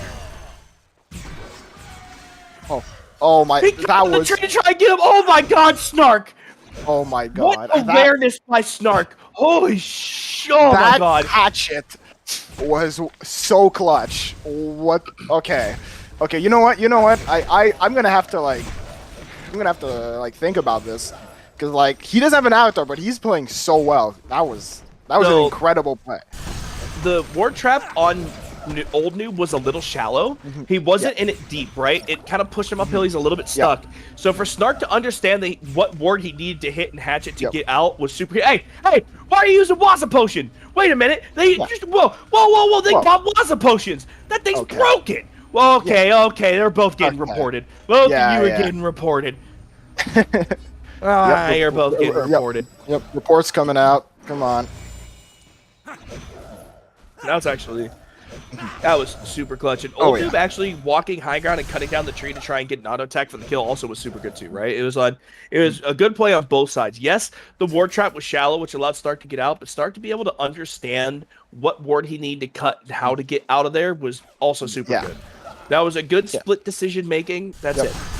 Yeah.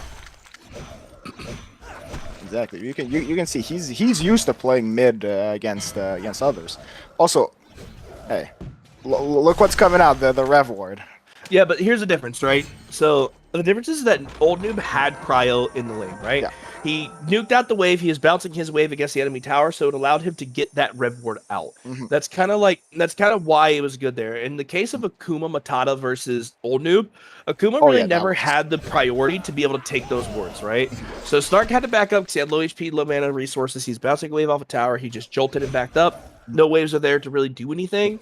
So it kind of just, it was a good heads up play there by Old Noob. So good on him. Yeah, he was very aware. Old Noob seems to be very good at knowing, like, just how to work the wave, basically. Just every time. Oh, okay, and spending a 200 gold on both wards for Snark. Okay. He wants to fight. He wants to fight that back. He wants his ward. He wants that vision.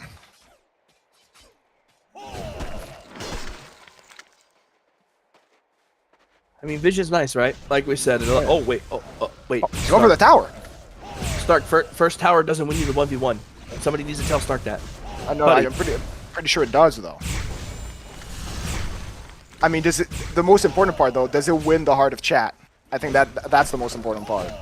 I think Stark is just saying, I don't need wards to kill you. I think that's what Stark said. Oh, Old Noob trying to get vision to kind of get a morph off for a ward trap. But Old Noob is saying, oh no, I'm gonna use my wards to kill you. So there's a big thing too that it needs to be taken into consideration is that if you land a tongue tie, your cast range of tongue tie is about the cast range is about the cast range of your wards, right? Yeah. So it's 400 range and wards is 600. So if you actually get a really good tongue tie, oh, if only he had wards there, he would have died. Tongue tie is about the range of your voodoo wards, right? So you're into a situation where if Old Noob were to just walk up and tongue tie, he could basically ward trap him in the wards, hit him with the jolt, and then morph him, and he'll still be stuck in the wards and take damage. Doesn't necessarily mean that he'll get the kill, but there's multiple ways to ward trap people. Everybody thinks, oh, I just got to morph and ward trap. No, there's different ways. Yes, tongue tie is kind of your like hardcore CC that allows you to, get the ward damage. And true, it's that, Snark, once he gets untongue tied, he could probably morph and react, or he could try and get a ward if you're, if your morph's a little bit off. But there's multiple ways that you can secure ward traps if you're just if you're smart about it, right? Yeah. So that's kind of the big thing. And we're seeing here is like, we're just spamming Amulet of Exiles because we're thugs in these streets and we like Amulet of Exiles. I mean, exactly. What could you do? That's all. Hey, they're getting pretty smart with those amulets. 750 mana is a lot of mana. Oh, okay. Old Noob now is noticing. Look, Snark doesn't have that much mana. He can just kind of like stand there, and what's Snark gonna do? He doesn't have enough mana to combo. I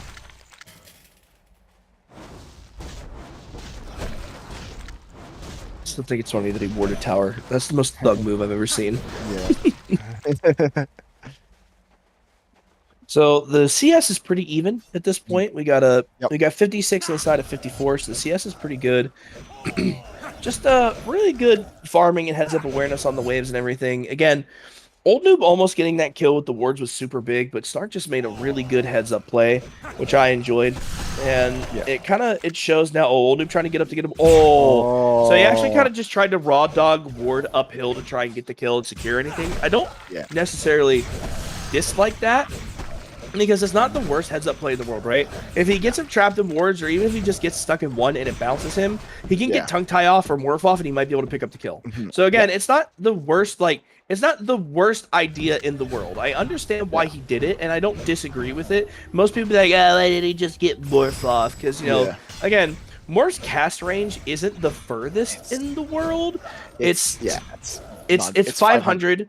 And wards are 600 and tongue ties 400, right? Yeah. So it's just kind of like one of those situations where it just was a very good, just run-of-the-mill guess. You can't be mad at a guess like that, because if it works out, we're going to call him the greatest player ever. If it doesn't work out, whatever. What happens. Hey, he tried, which is but there it is. And no, he doesn't get more. He doesn't have Jolt. Oh no. Oh. But it's okay. The wards are in range of tower, so might still be able to push tower. And the thing is, Old Noob had to take that walk of shame to get back to base, and he came back and he's almost dead again. And you got to remember, guys, if we hit 15 minutes, the game stops, and it's dependent on who has the most CS. And right now, Snark is kind of in the lead with 70 compared to the 67. Yes, Old Noob has 15 denies, but that really doesn't necessarily matter. We're not counting denies, I don't think, unless they are both counted. But I think it's only creep kills, right? From what I've understood. Yes, it's only creep kills. It's whoever has the most creep kills at 15 minutes. So yeah, but I don't know. We might actually see a tower going down. Oh no! Stark has Jolt 1 second, but the morph killed him. No, he needs to jolt the wave. Oh, Old Noob is aware that the wave would have killed him, so Old Noob actually walks away from the wave. Oh wow! Okay, really good heads up by Old Noob. That's actually really good. Oh no, he has to take the walk of shame. Is Snark gonna notice that? Is he gonna push? If he uses Jolt to push this, he probably wins. So the thing is that's really good there is he was like about 1 second away from Joel, and he got morphed, right? Which kind of sucks. But the big thing you need to take into consideration is that Old Noob actually cut up into the trees. And when Old Noob cut into the trees, it allowed it so that no angle would get Joel off. So you're running into a situation where Old Noob was just super aware of his positioning. Oh, wait. He has Striders. He's going to be able to actually chase down Stark in this process. A morph coming through with a ward trap. Oh, no. He's stuck in the wards. He's going to get tongue-tied. Oh, no. It's the over. TP back Striders. But no, you can't get out, Stark. Oh, no. It was so close. That was it. I thought Snark was going to win all of that. And then Noob, oh my god, Old Noob just managed to somehow bring it back. He saw Snark's out of position. I have Striders and just ran at him. Oh my god, that was what a comeback! What a comeback!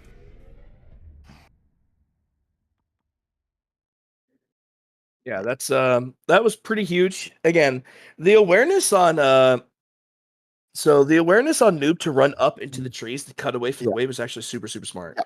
So you're running into a situation where if Noob would have stayed on that wave, even if he He would was have dead. went on the side of the trees and, he pushed up to the right side of the lane and jolted, it would have bounced.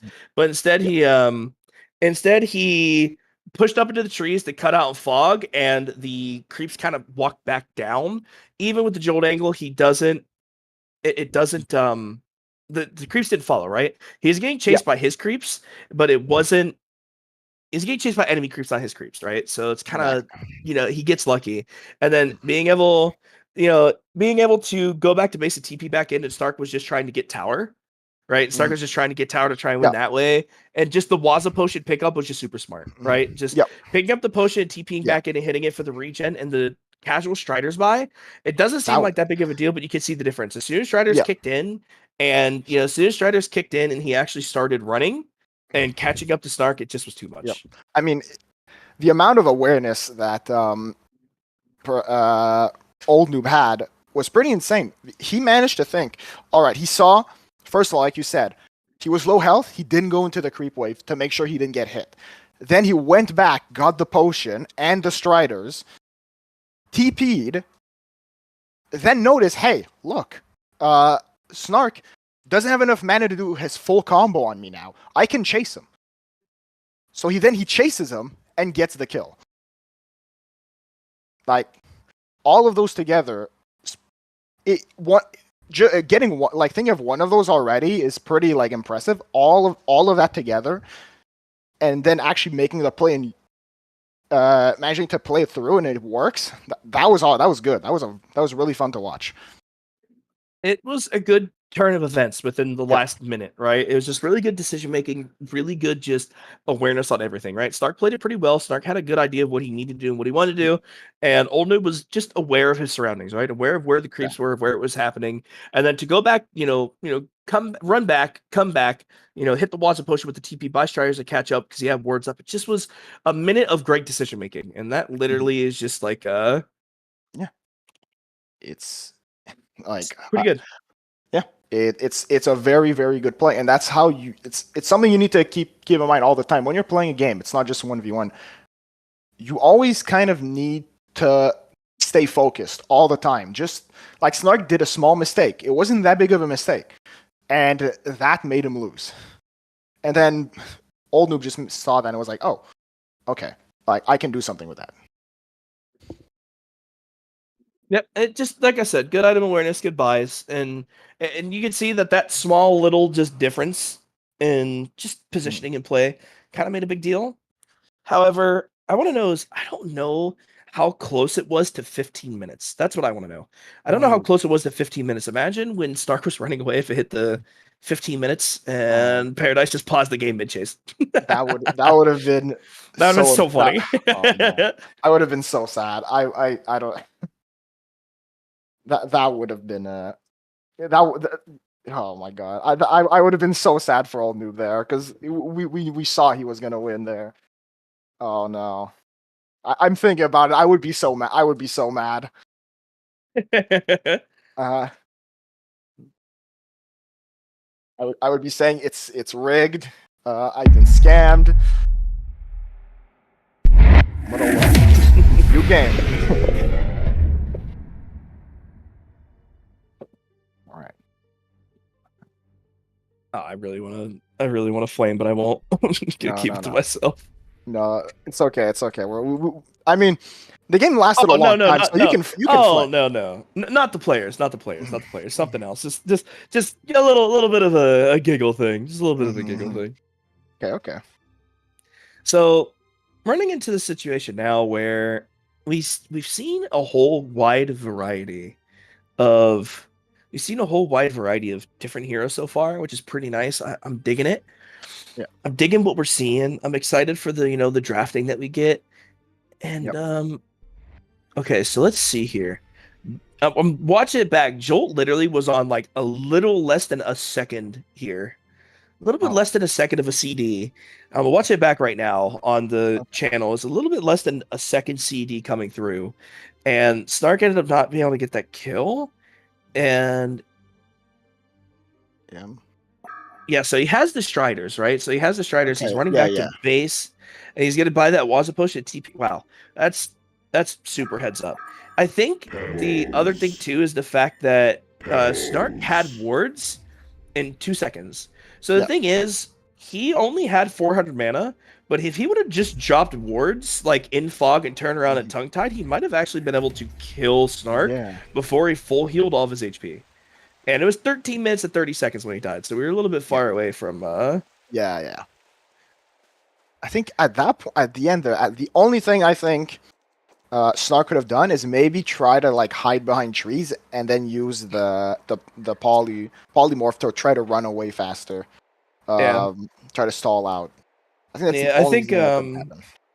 I think that's the thing too. Is like if he would have just played a fog there and either thrown down wards and like tongue tied or morphed, I think he could have changed something. I know his mana pool wasn't like the highest at the time, Yeah. and I think he's not the highest at the time. So it's a kind of, I think it's a decision that you have to make because Mm. I don't know if he would have enough mana for Jolt. I don't know if he'd have enough mana to like full combo, but at the Yeah. same time, like you said, it delays enough time where he could actually get out because he'd break Striders Yeah. and be able to run away.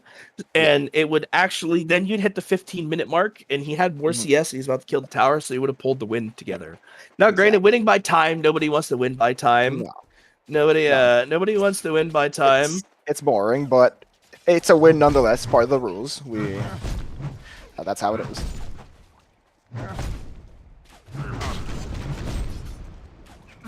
Okay. But All right, so 1v1. we have a double crushing gauntlet on the side of Old Noob, right? And Stark decided to go 4 minor totems with the Guardian's Ring to get a little bit of extra armor so the right clicks don't hurt as much. Yep. So now we're running into a situation where we have another setup here where you have 2 really burst heavy heroes, right? Low mana pool for combos, but super burst heavy, pretty strong right clicks. Now we're running to the problem of who bursts better, who gets the better combo, or who buys the right items, right? Yep. I think this is going to be another slow, methodical game. I think it's just going to Yes. be a game that's going to take time where you can't really make mistakes. And the Yeah. reason why I kind of feel like it's going to determine wave state is because I feel like the only way you're really going to kill each other at a lower level is by getting a tower play, right? Mm. I think playing coach airlines and throwing someone under tower and hoping, the aggro switches properly is the Yeah. only really way that you're going to get a kill. I don't really foresee, just a QW, a stalactite chuck combo really killing anybody. Granted, yes, stalactite to chuck is more damage over time with the Yeah. combo, but even at max level, let's say we hit level 8, right? Yeah. 280 damage over top of 280 damage is 560 damage. That's way more, way more than HP wise. Actually, we see that Snark actually takes a casual point in slab skin. So Snark takes the casual point in slab skin and gives him 2 extra armor on top of his guarding ring. So he has 4 extra armor in lane. He just doesn't really want to get right clicked right now. Plus, the minus 10-second debuff duration, which is super good too. So I guess that's not really necessarily the worst pickup. He just decided, casually decided to stop, not get a point in chuck. So I think that's okay. He's just holding a point at this point. He just wants to see what he wants to do. I don't know. I don't know about. I'm not sure about the going. I mean, I don't play bubbles. I can never handle his low mana pool. It's every time I think I can do a combo and I can't. So I might just be speaking out of my ass a bit, but I don't know about going that 1 level of slab skin if that's gonna end up paying off. I'm not sure if 2 armor is worth doing a bit less damage with either the chuck or the stalagmites. I think the thing too is like they take in consideration that Chuck is 70 damage at level 1. At level 2, it's 140 magic damage, right? And you're losing 70 damage up front or you're losing, 60 damage up front on top of stalactites, whatever. And that's not what the combo potential of dealing stalactites chuck, right? We're just talking about raw numbers. I don't know how much extra damage you do based off the stalactite combo, but at the same time, yes, you're losing damage up front, and you're kind of like you're just losing damage up front. However, the 2 armor and debuff duration, while he also has Guardian's Ring for the just casual 4 armor, he has 6 armor now, 6.8 comparative to the 2.5 on the side of old Noob. I see that he doesn't really want to take the right click damage, and he doesn't have a point in Chuck. I don't know if he put a casual point in stats. I don't think he did. No, he didn't. So he's holding a point. Yeah. And it's a weird way, but at the same time, I understand, right? You have double fortifying bracers on the side of old Noob, so he's going to click a little bit harder. He's a little bit tankier, right? So the casual 4 armor there is not like the biggest deal in the world, but it does necessarily make a difference, right? Yeah. You can see the difference of the right clicking. You can see the difference in how damage translates out. The only difference is that old Noob has Chuck. That's 3 points in Chuck. Yeah. With the combo, he does a little bit more magic damage, but it's neglectable at this point, really. Because now you have a refreshing ornament inside, the game on the side of Snark, so he has that health regen, so he's always going to be healthy. And now we're looking at Mr. Tiny. He's getting a bit bigger. He's large. He's a little bit bigger. 35% AoE damage on throw, right, which is pretty cool. He gets a little bit of extra damage up front, some more base damage. His right clicks are going to hurt a little bit more. And you can see that old Noob is actually pulling the wave, trying to hold the wave. The reason why is he wants to stack this wave so that the next wave that comes in will push his creeps out and it will meet in the middle. And Stark's kind of aware of that, and he decides he wants to crash his wave inside of... his to keep it on his tower. I don't know if old Noob meant to chuck his creep. I think he might have tried to chuck. Yeah. I don't think him chucking the enemy creep in there and holding the freeze for Snark was the play. But at the same time, it's a stacked wave, so it's gonna push in his favor unless Snark can pull it again. Yes, not Snark. Old Noob seems to be trying to really hit, like, he wants to hit that Chuck. He wants to, bring him back, deal that damage with Chuck, and just, manage to get that combo off. Though, like you said, they're getting tanky. I don't think that's going to be enough to kill them. I don't know how they're going to end up killing each other as Pebbles. It's pretty much going to just come down to... What it's going to come down to is a Chuck combo, and then whoever can just right-click whoever better. The biggest problem is that you don't really have the mana pool to keep throwing creeps at each other, even though Snark doesn't even have Chuck. You don't really have the mana pool to be able to throw the creeps at each other and do the damage that way. So you can't really even harass the burning all of your mana because your mana pool is so small and your costs are so high.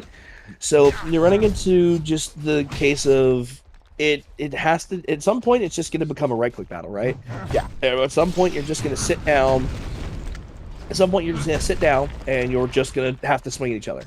Right? That's literally all it is. You're just going to have to sit down and swing. And we can kind of see the difference when it comes to the right-clicking. You can see the difference when it comes to right-clicking, because you can see that, Snark does a little bit more damage on every auto he throws. However, old Noob does more magic damage up front, because, he has max Chuck and he has stalactites. So the slab skin, again, giving 2 armor, and the Guardian Ring giving 2 armor. He's sitting at that 7.4, 7.5 range. It doesn't seem like a lot, but it makes the difference in the trades after when old Noob wants to combo and, auto attack. Because here's the thing about Pebbles, right? Pebbles is 100% a hero that just has a front-loaded kit, Chuck, stalactite, Chuck, whatever. And then once your spells are done, what do? Nothing. You either hope to God you one-shot somebody or you got auto attack. So, start playing for the long pull of the lane comparatively where old Noob was playing for the upfront burst. Again, you're not going to upfront burst Pebbles ever. He's just too tanky, especially the fact that he has 2 fortifying bracers right now with a bolstering armband and a Guardian Ring with a fresh ornament. It's kind of hard.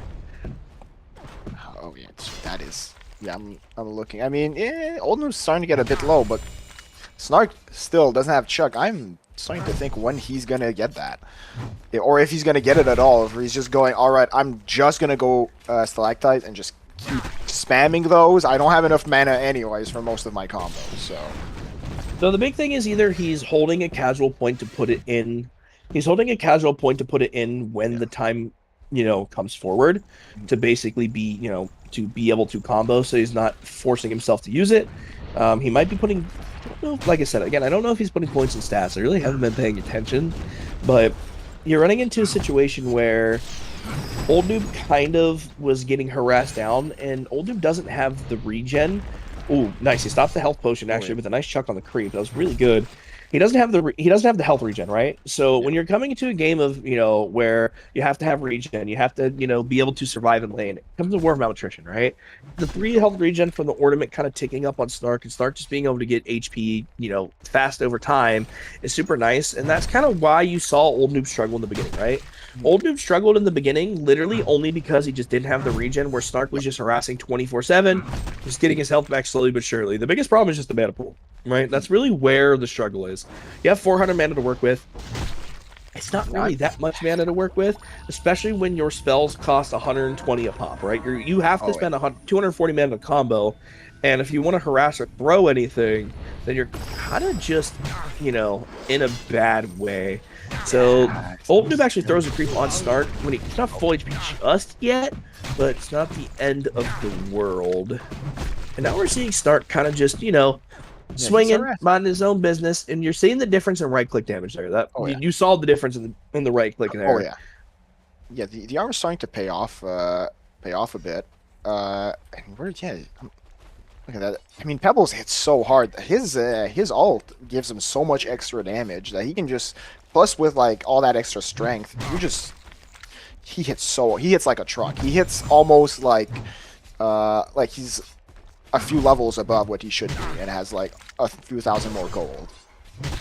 Yeah, so I will say that he did sell the Guardian's Ring just to get items, to change up his items and everything. He did catch that Guardian's Ring, but he is putting points in his stats. He leveled up. He got some mana, but he got some some in his mana bar. But he is putting points into stats. And Tread's actually on the side of Snark. And Snark's actually going to man fight this. He doesn't have a point for Chuck, so he actually can't pick up the kill here. I don't necessarily think even if he had 1 point in Chuck, if he does pick up the kill. The 70 damage is kind of neglectable at this point, but it would have allowed him to get 1 or 2 more auto attacks off. But again, you're seeing kind of the difference here in the HP pool and the mana pool on both sides. You're also seeing the power of stats, being able to give him a little bit more agility, just so you can get a little bit faster right clicks off with the treads, getting a little bit of attack speed, and it's pretty nice. Yeah, I think Old Dude needs to stop typing though. I think my man typed caught a combo for no reason. Yeah. He needs to put down the chat. Keep focusing on his Q, W, E, R. Focus on those instead of whatever he's been saying. My man is typing caught a full combo for no reason. Yep. Yep. So start dropping down his items, right, just to get a little bit more regen from his potion. It's a small little trick that players use when you wanna get a little bit more HP, a little bit more mana. Same thing with Snark. He's gonna do the same, same with the Old Noob. He's gonna throw his items down, just try to get a little bit more on his stat line. So again, both players just playing correctly. And again, another slow game. Yep, slow game. I wonder. This is not like Poly. At the Poly, we knew that once it hit level 6, that's when like the game was gonna start starting to end. Here, I don't know. Is this gonna be just? Are we gonna hit the 50-minute mark? Like that's what I'm thinking. Because right now they're just they're both pretty equal on creep kills. So I don't know. It's I would like to see one of them just fight and see who wins, but I don't think that's going to happen. 2.5 minutes left. Fortune. What is Old Noob saying now? He's Alright,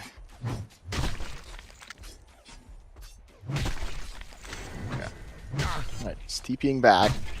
Let's see what he ends up doing.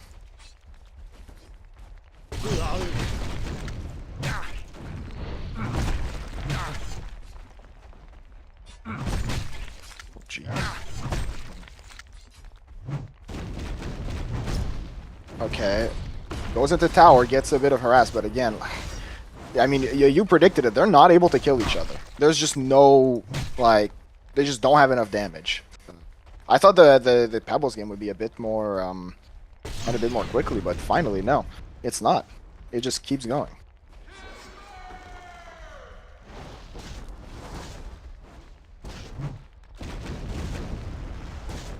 Sorry, I'm out here typing a novel to somebody. Old Noob actually. and okay, he gets taken by tower. That was an anticlimactic ending. Okay, well, GG. Good game to win goes to Snark. Okay. Well, it's 1-1, so it's gonna come down to the third game. So it's not a 0-2 bus ass.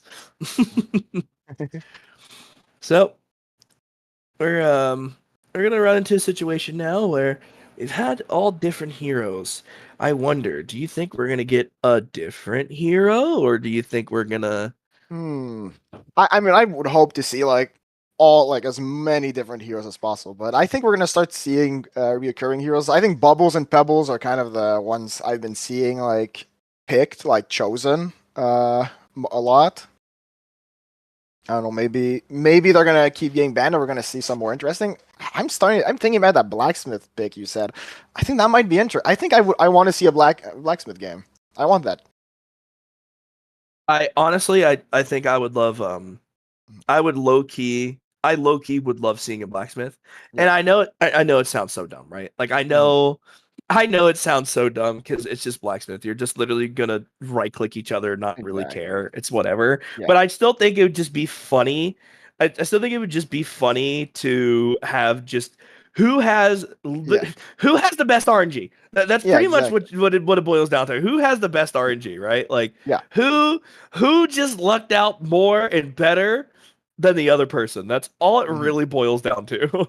Yeah, and I mean, hey, I sometimes that's just what we want to see. Just want to see two people pressing one ability on each other over and over again, seeing who wins. GG no re. Who's RG Jesus and who's not? Oh yeah. Hey, I'm just saying it's. I'm pretty sure luck is based off of avatars, so I think my. So yeah, I'm pretty sure that's linked. I think a dev can confirm this to me. Please confirm it. I don't want to look dumb. So you think if you play the Gamba avatar that literally has slots on his back, you're guaranteed to Gamba better. Exactly. You have, I think, it's a 2% chance or something. I'm sure. Yeah, that's totally how this works. Oh yeah. Tell you, it's all in the avatars. Well, you heard it here first, folks. It's all about the avatar. Mom. Ay. But man, apart from that, I don't know any other hero that might be interesting to see. I want to see heroes that aren't too tanky, because we saw that Pebbles game. It just kept dragging on at some point, where like it ended pretty poorly with that tower kill. It was. So I'd like to see, I don't know, maybe a Witch Slayer? You think maybe Witch Slayer might be interesting? Oh god. Right click Witch Slayer? Oh boy. Oh yeah. I would like right click Witch Slayer. I think right click Witch Slayer would be fun as hell. That's just me though. But I think it's probably, if we're gonna see it again, I'm gonna go on a whim, and this is just me. I'm gonna go on a whim and say we're probably gonna see something that's more common in the 1v1 on the next pick. Yeah. Something just tells me that we're gonna get a very, very common, just not gonna say something like a Soul Stealer, but I feel like something that's more centricide's better for 1v1 laning. Yeah. So again, if we see a Bubbles, I wouldn't be surprised. If we see a Soul Stealer, I wouldn't be surprised. I guess it all just depends, really. I'm trying to think what other, like, so just off the top of my head, if I'm gonna go off something that would be fun and wild, I think a Jeremiah 1v1 would be funny as hell. I think a Rally 1v1 would be funny. A Prisoner 1v1 would be funny. A Snail 1v1 would be funny. Nighthound, you said you enjoy. A Blitz would be pretty cool. I'm trying to think. Is there anything fun? A Silo, who has the better Oh yeah. log pulls, would be Oh fun. yeah. Valkyrie, who has the better arrows. Arachno would be boring because you're just throwing auto Oh attacks at each other. yeah. Yeah, and at some point, both of them are gonna throw the ult, and they're just gonna attack once every 5 seconds. Please don't pick Uh, Arachno. Please don't. I think a Myrmidon 1v1 would be funny. Oh yeah. I feel like that Yeah, would just be funny. I like that. Riftmaker would be funny. I think Voodoo Jester would be funny too. Okay, Who Voodoo's who gets the also better RNG. coconuts? Voodoo is just a different type of RNG. But yeah, Voodoo. What? Well, maybe a Diva 1v1. I don't know. Who has the better hooks? Oh, that will actually be pretty good. Yeah. Who has the better hooks? I know that there's a few people who are playing Devo carry for a bit, so I think that'd be fun to see Devo carry. Oh, Devo carry. I remember right click Devo. I remember an old build that was Devo jungle. Back in FOC when I played FOC, I seen it like once or twice. And so the way you do is you hook the creep from like a specific spot and you manage to stack it, and since you hook one creep you can kill it. It's a terrible build. Again, I'm don't play like I play, okay? Don't do that. Don't do what I do. It's not No, it's only professionals. Oh man. That was watching that ending back, I gotta be honest. Yeah. I have so many questions. Oh yeah. I have. There was I was stunned with everything that was going on. I was like, this cannot end that way. This cannot be real. Well, and it was, unfortunately, but unfortunately, it was very much real, and it very much happened. Oh, Flint Beastwood 1v1 with no flare, only headshot. Headshot and stats. Who right clicks better? Yep. At some point, they're both just gonna stand there right clicking. Who headshots better? I don't know. Okay, I had a thought, but I don't think it's a good thought. Golden Veil 1v1. Oh my god, that would be be the worst 1v1. You should be reported for saying that out loud. Game's up, by the way. Oh, okay. Let me join. Yep. Yeah. You know what? Okay. Hear me out. Golden Veil 1v1. Come on. Like. Okay, no. Actually, the more I think about it, the worse it gets. I think. I don't think there's a single good part about Golden Veil 1v1. Who spins better? Yeah, who can stay in the trees better? I think is the play.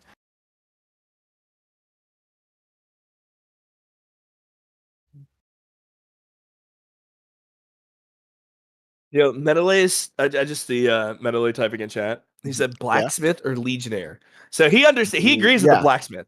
And I was thinking about legionnaire, but I thought that was boring. Nobody wants to spin. I think the problem with legionnaire is that it's gonna end up a bit too much like the Pebbles 1v1, where they're just too tanky. BKB and Chill saying, "Don't forget Rampage." Clearly, he doesn't understand that Rampage is boring and toxic. Oh no! Level 6, I pull you under tower and you die. Yep. I pressed 2 buttons and I win. Though I just saw Miracle says go Monkey King. I think Monkey King might be a good one. I didn't think about that one. Yeah, Monkey King would be fun. Again, I don't think Rampage wouldn't be like fun to watch, but at the same time, I feel like it's just a boring. Oh, I wait till 6. Oh, I horned you. Oh, I'm kidnapping you in my tower. It's just like, like I mean, granted, that's most of the things we've seen so far, so we can't really say anything. No, okay, maybe most of the heroes have been that. Yeah, but I don't know. I don't think Rampage would be a fun matchup. I think that'd be very Resident Sleeper. Yeah. Well, I think that. Yeah, he doesn't have any of the like. You see a lot of charging going on for the beginning, and then once alts come out, then maybe a play would happen. Okay, so we're getting a Pyromancer matchup. This is our first duplicate hero of the tournament. Yep. Old Noob played Pyromancer against Achuma Matata Mhm. and ended up beating Akuma because a very good just manipulation of the wave, Yep. into a nice Dragon Fire, Blazing Strike, Phoenix Wave to get the kill. So you're running into a situation of we're probably just gonna see the same thing, right? This game's gonna be gonna last a bit. It's gonna be a bit shorter, I think. I think mostly because of the as we saw last game with Pyro level 6. It's basically over. Once that Blazing Strike comes out, there's enough burst to just use 2 abilities and win. Oh. Well, I know who you're picking to win this. How could you tell? Because Snark is naked with no avatar. They're typing in chat. Oh, okay. Yeah, Okay, it's a good luck, have fun. Okay. It's different. It's different. Okay. It's not Old Noob talking about his day. It's just a good luck, have fun. All right. It's not Old Noob. We don't report him on that one. We don't report Me his life story about what he made for breakfast or lunch. It's just a good luck, have fun. Yeah.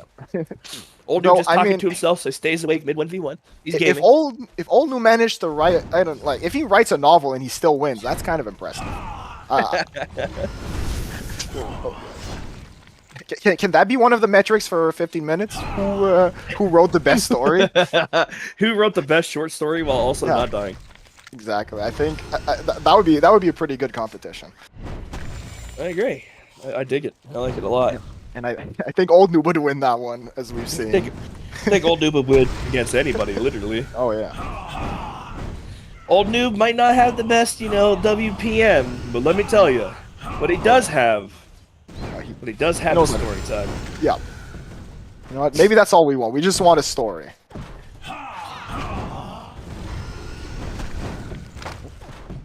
But already Old Noob is putting a lot of pressure, but he's getting harassed way more than Snark. Yeah, he was faking some Dragonfires and Phoenix Waves to try and make, Stark miss creeps, but Stark was just literally getting creeps and auto-attacking. He does have a casual point in Fervor, and he did activate it for those 3 Fervor stacks. That's why he had that attack speed, the dot damage, and harass, and everything. You can kind of see the difference on Fervor there, and how much of a difference it makes. And like I said, it doesn't seem like a big deal, but it is. You see the damage difference there just basically for the right clicks. But yeah, it's 1 or 2 more auto attacks that he did for 50 mana. That's if you kill him, it's 100 damage if you hit 2 auto attacks more. It's a pretty good value to use Fervor, and it also helps you land that stun, which on Pyro is really hard to land. It comes out so slowly. True, and Stark actually decided not to go Dragonfire level 3. He decided to just put a second point in Wave just so that his Phoenix Wave harass is a little bit better. Yep. He's just trying to, again, the first stacks being activated and trading out and the dot being there is kind of a big deal, right? So you're running into a situation where the skilling is different, where Old Noob again is just trying to go for the initial burst and stun duration, where Stark chose to go, he chose to go 1-3-1, a 2-0-1 build to just try to get the early harass and make Old Noob burn through his regen. And you can kind of see the difference in the damage. Again, the dot isn't anything crazy damage-wise, but the attack speed to get the extra 1 or 2 autos weaved in, plus, the cast time allows him to trade a little bit better into Noob, which I think is kind of important, because you're seeing the difference in the trades, and Old Noob doesn't have a ward down, so I don't know if he saw that wave coming, so he actually loses one of his mana pots. Yeah. And let's see, Snark, what did Snark get? Snark got the heal crystal. Okay. Okay. It's the first time for that item. He decided to be a little bit, tankier, be a little bit more defensive, and I like that. He's like, all right, I'm gonna try a bit more. I'm gonna get the items that that I don't see often. Again, I play mid wars. We have 2 items that we buy total. It's Elder Supply and Power Supply. Oh, Stark actually getting caught by a Dragonfire. Old Noob pumping in the Dragonfire, getting a good Dragonfire secure, and gets a nice Phoenix Wave to pick up the kill. Very good just heads up play there by Old Noob.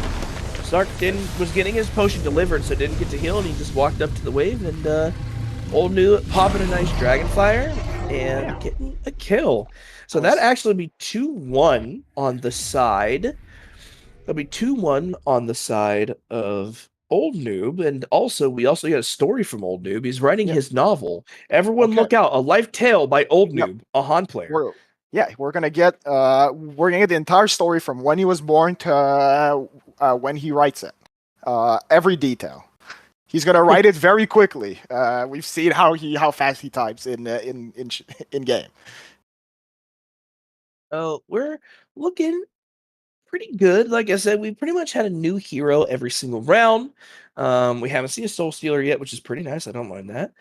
Granted, this one unfortunately was a repickup of the Pyro Yep. pick.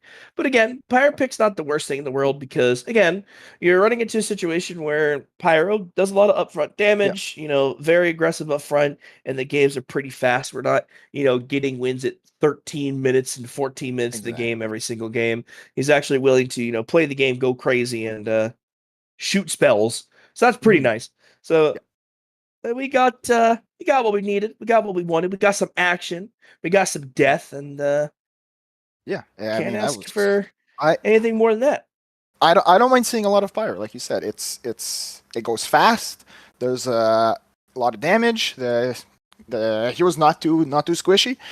And yeah, there's a lot of strategy that goes behind. Obviously, I don't want to only see pyro. If I see like 3 pyros in a row, I think I'm gonna have a few words to say with the players. I'm gonna have to start saying ban a hero. I don't disagree. I most definitely don't want to see Soul Stealer every game. If I could No. just like Oh not have to deal with Soul Stealer every game, I'd be yeah. happy. I think if we get 1 or 2 Soul Stealer games, that's fine. Yeah, more than that, I'm gonna, it's not gonna be that fun. I'm gonna start flaming some players.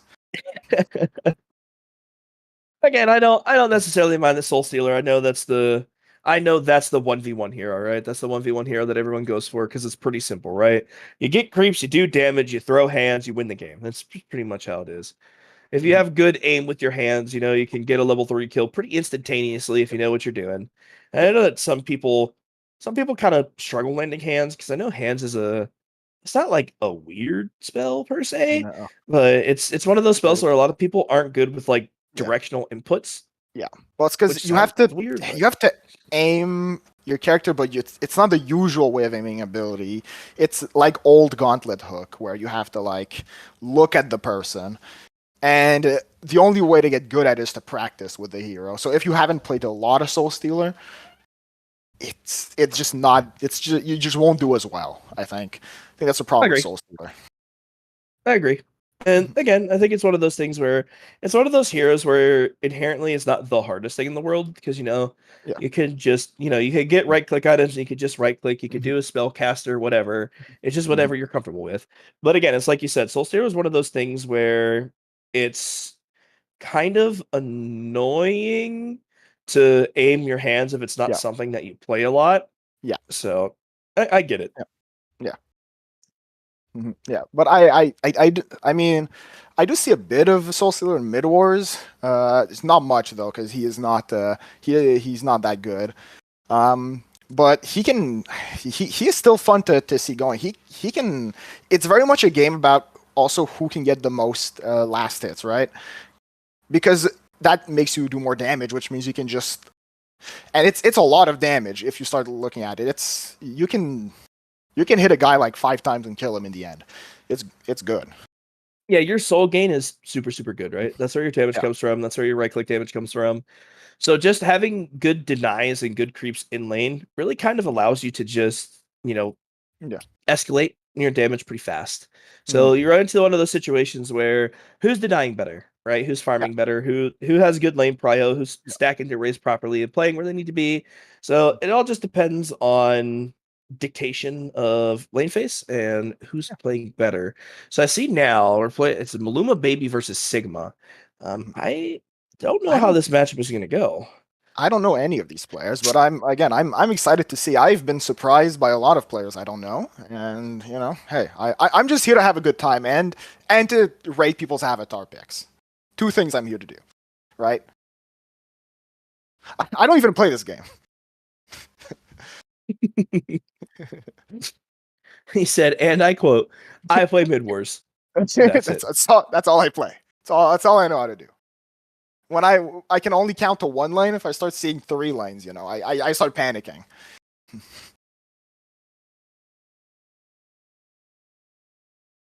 Oh boy. All right. So on that note, I think we're waiting for Maluma to Yeah. come up. I actually have to step away for a second. Okay. My puppy is literally trying to climb on my desk.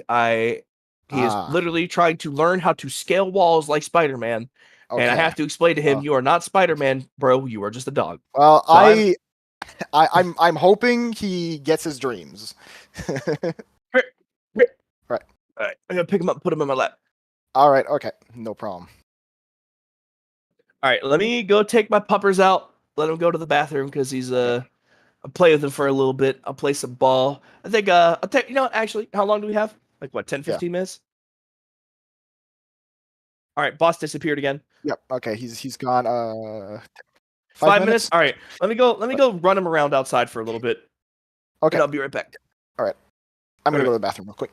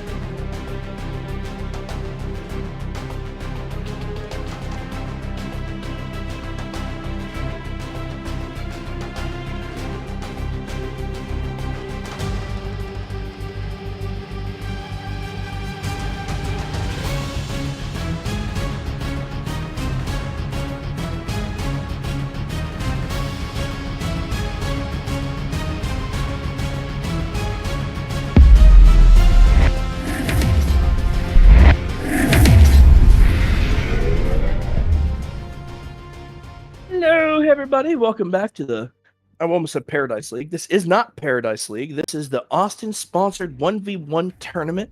It is I, Coach, and I am here with my pal, my buddy, my mid-wars gamer friend Thickless. And Thickless, Hello. I'm seeing something on the side of Sigma. This dirty rat, a stinky, smelly stinker, first pick Soul Stealer. I think this dude needs his ass beat. I think we need to I think this dude needs a 30-day ban from in-game. And I think he needs 40 hours of classes on why not to pick Soul Stealer. Yeah. And you know what? I'm going to be the one giving the classes, and half of it will be why all his avatars suck, I think. Oh, God.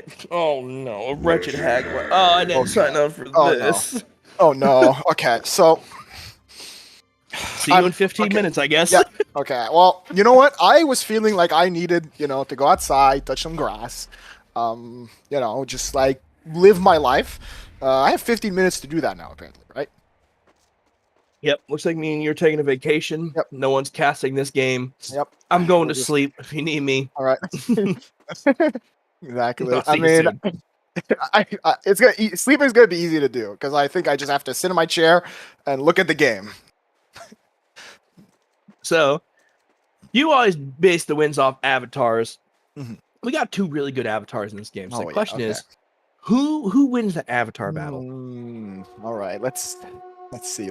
Man, they are two good avatars. Do I want the more cartoon witch or whatever the hell that other avatar is? I think that's the Wicked Witch of the West, right? Mm-hmm. Yeah, well, we have the Wicked Witch that I know, and then there's the other one, which I don't know which one that is. Me either. Oh, and there the pause goes. Okay, well, all right. That's a report on the side of Maluma. Yep. Okay, man, we're racking up the reports. I think we're gonna just have like half the reports for today are gonna be from us. Okay, I think. What avatar is that?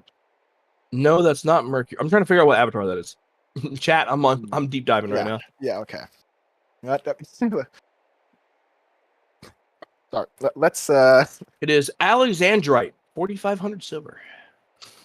Okay. If you're not playing Baba Yaga Hag, you're wrong. I'm just saying. Baba Yaga Hag is the best avatar because you're just in a pot. Yeah, actually, yeah. That is true. You're in a cauldron. I apologize. You're in a cauldron. But it's funnier to say just a pot. No, because you can finally we can get some cooking with a wretched hag.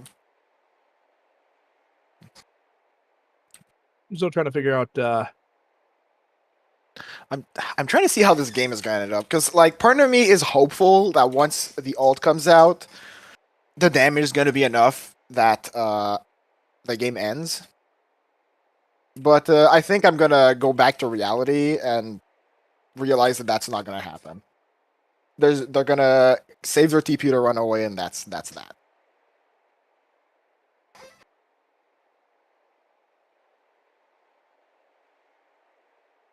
Sorry, I was coughing. I don't want to blow up the mic. Oh, okay. I'm hoping. We don't wait 15 minutes. Yeah. Yep. Because I mean, okay, I think it could be worse. We could have had a golden veil. Like I keep thinking, and I'm like, okay, at least it's not a golden veil game. And hopefully these players aren't listening to us right now, and they're not gonna get any ideas from what we're saying. Hopefully it's not players don't listen. Not a 15-minute resident sleeper. Yeah. Okay. Like unless I need to go to the bathroom, okay, I'll send you one of you guys, and then you can pick golden veil. Oh man, please no golden veil. Don't do it to me. I beg. Anything but that, please. It would be. I think it would be a good. I think that we can't knock it till we've tried it. I don't think we should like call it off yet. Please no anything but golden veil. I'll do anything. Please. I'll cast every day. I'll be there all the time. I'll quit my job. I swear, I'll be here. You'll never have to call me. I'll just live in Discord. Exactly. Just don't pick it, please. All right, so we have some pauses right now. No. I think he said there were some power issues, if I saw correctly. Yeah, power outage. Give it a bit. Okay, so he should be back soon. Okay. That's fine. People from all over the world, stuff happens. I don't mind. I mean, I get paid hourly, so. Fun fact, Austin doesn't know that yet, but I charge $450 per hour, kind of a big deal. So yeah, and I automatically get paid for 6 hours. So okay, it's 6 hour minimum. A bunch of money. Yeah. Okay. Well, yeah. Okay. Hey, I didn't know we had that type of money in HoN. Maybe maybe I should. Maybe I should start casting a bit more often. So what's your favorite part about Mid Wars? You say you specifically only play Mid Wars, right? Yeah. So what is your favorite part about Mid Wars? Let me know. Give me a lesson on Thicklis's theology about Mid Wars. Okay. Mid Wars is fun because the games end quick, right? That is the main reason I like it. I don't like being stuck for an hour in an FOC game that is going slowly. Because that I find is painful. It doesn't happen a lot in higher levels, that I know. But getting to higher levels is a pain. It is not fun. Because every time there's always someone farming and doing nothing. Games last too long. Mid Wars, there's always action. There's always something going on. There's always someone trying to get a pick, someone behind their tower. And that's what I like about it. Okay, I dig it. I like to say that Mid Wars is like the team deathmatch of HoN. Oh, yeah. Everyone's just throwing hands. Until someone just hides for 15 minutes and doesn't play the game. But we got another powers back, so good luck, have fun between Maluma, Baby, and Sigma. Let's go. I think this game's going to be one of those games that I don't know necessarily if they're going to, put any points into queue, if they're specifically just going to want, if they want HoN, or if they just want Sonar Scream. And I say that, Sigma actually taking his level 2 advantage forward, putting a HoN onto Maluma Baby, and hitting him with 2 autos, actually getting some pretty good harass, and Maluma's actually zoned off experience. He can't get level 2. Yeah. Sigma just BMing him. Okay. And Sigma it's going crazy. Okay. So we're in a good situation now for experience on the side. Sigma got pretty good lane control there. Got a nice hunt with a good Sonar Scream. Just got some damage, zoned him off experience. So he's actually ahead right now on experience. So he's actually going to hit level 3. He puts 2 points in Sonar Scream and decides to skip Flash of Darkness. That's okay. Honestly, I don't mind that. I thought he was a little bit better there. I thought he was going to go Flash of Darkness to try to get that kill straight off. I don't think he has the damage for it. Even with HoN and Sonar Scream being level 1, there's still battery on the side of Maluma Baby, so there's still a chance that he doesn't pick up the kill. And you got to remember, there's also an apple on the field too, right? That instant 75 health will make or break, a kill. So you can't really necessarily, count that out per se. Yeah, especially on like a low health hero like Hag, it can really make a difference. Yeah, and if you look now, we're gonna see that Maluma Baby has 4 creeps. Sigma has 16, so Sigma kind of leading right now in the creep score. We're leading experience literally because he zoned him off that one wave. Just caught control of the wave, and you can see he's just trying to manipulate the wave to stay, in his favor. When he is pushing, when he pushed the wave up on the high ground, you saw that he was kind of like S-walking on the... Ooh, okay, Sigma actually Flash of Darkness Force and Sonar Scream and a haunt. It's not going to be enough to kill, but the damage is there, and Flash of Darkness is up with Sonar Scream again. So if Sigma really wants to, he can push this wave under tower. He can Flash Darkness Force, Sonar Scream, and get an auto attack off. Oh, no. And he's actually... No. He's going to actually bait it out, right? So what he did is he went in and Sonar Scream, and he instantly decided not to throw auto attacks because he didn't want to pull turret aggro. And Sigma hitting Apple with the mana battery coming through and getting a Sonar, just enough mana for a Sonar Scream. Malumi, unfortunately, just got a little bit too excited. He didn't have Flash of Darkness, and he chased out Sigma. Sigma gets the kill. So the big thing that Sigma did there that a lot of people aren't going to really, notice is the fact that he flashed the darkness into the trees, and he Yeah. screamed. As soon as he Yeah. screamed, he walked away. He didn't throw auto attacks. Yeah. He didn't do anything else. The reason why is because he didn't want to switch the aggro. He didn't want to pull creeps. Yeah. He didn't want to risk the tower changing his target to him. He slowly Mhm. walked out and, allowed the Malumi, right, to come out and play Yeah. in head. But the difference is he's level 4. He has Flash of Darkness, so he just turns around with the auto attack. Already baited out the apple, baited out the battery. He knew he was comfortable. Yeah. And level 2 in Sonar Screen, just enough to take the kill. So really good setup there by Sigma getting that kill. And it all literally was from him getting level 2 first. Yeah. He just got level 2 first and Oh, just played the lane correctly. And you could see it from where he was. Yeah, we were both complaining about that hat pick, but I think was the quickest game of the entire day right now. Yeah, definitely was. So I'm happy. I'm happy about that. Like, you know what? Maybe we were complaining a bit too much. My bad. But I will say, I'm trying to think, how could have Maluma gotten out of that situation? Right? I think the problem is, I think the biggest situation is that Maluma's kind of down experience, right? And since Maluma's down experience, he has to play a little bit safer. And you can't necessarily just, like hide behind tower and let the creep waves crash in. But at the same time, you have to kind of let it happen. Yeah. He puts a second point into Sonar Scream at level 3. You're already down experience, so at this point, you should just take the casual point of Flash of Darkness, even though you don't have the same burst that Sigma does. It allows you to have a safety net just in case that happens. So you're running into a situation where if he would have decidedly just put a casual point into Flash of Darkness, what happens is when he gets dove in the tree line where he's trying to protect, right? He gets dove into the tree line and he pops his apple, pop his batteries. All he would have to do is just Flash of Darkness up behind the tower, and he could get to safety. He could return to base. He could just take the loss in the creeps. So Flash of Darkness being 6 seconds every level, he could just take the creeps, just blink, blink, blink, blink, blink, blink, blink, and he could just TP back in and reset and replay the lane. The problem is he decided to get a second point of Flash of Darkness, so he has no utility and no safety net. So since he has no safety net, he's kind of just at the will of how Sigma wants to play the lane. Yeah. And as you can see, Sigma, he flashes darkness in, gets a really good sonar screen with the HoN's already ticking. And he chooses not to auto. He just says, okay, I play out. He has no regen. He has no Tangulas. He has no regen, no apple, no potion, no nothing. So Sigma just has to wait 6 seconds to go in again.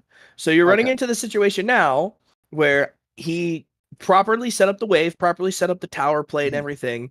And if there's no blink, right? He doesn't see a flash of darkness. He doesn't see anything. So Sigma is allowed to play aggressive again. And there's no answer that Malumi could do because he just skilled wrong.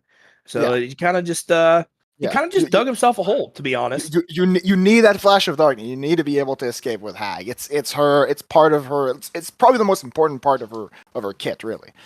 It's that teleport. Exactly. And it's, having a blink on 6 seconds is kind of a big deal, right? And a lot of people don't understand that utility in this game and utility in general when it comes to MOBAs is rather important. And the reason why it's important is because, again, if he just casually skills that level 3 instead of going to, Burst of Darkness trying to just get anything done truly, he unlocks a safety net that allows him to play the lane again at a different time. And again, yes, you're losing nuke damage, but you're going to get the damage back level 4, and you're already low on the experience side anyways. So you're kind of just stuck, right? Yeah. So what happens is, even if he plays that level 3 and he plays a little bit more defensively and not offensively, if Sigma decides to flash a darkness on top of him, he just flashes darkness out. Yeah, that's the same concept, right? The flash of darkness sonar scream is going to come through, and the damage is going to go down no matter what. You can't really stop that from happening, even if you react with blink. But the difference is, if he has blink there, he just gets out, he resets, plays the lane again, and you're good to go. It's why this utility. It's why going portal key on a lot of heroes is like such a big play, even if it doesn't do any damage and gives you no stats, right? That blink lets you set up or get out super easily. Basically doing exactly what Hag does, but just with an item.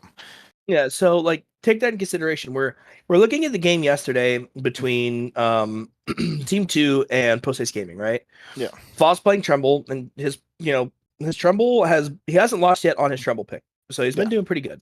Well, the problem is that you're running into a situation where Doze and Puyo Boy are playing FA and Alonia, right?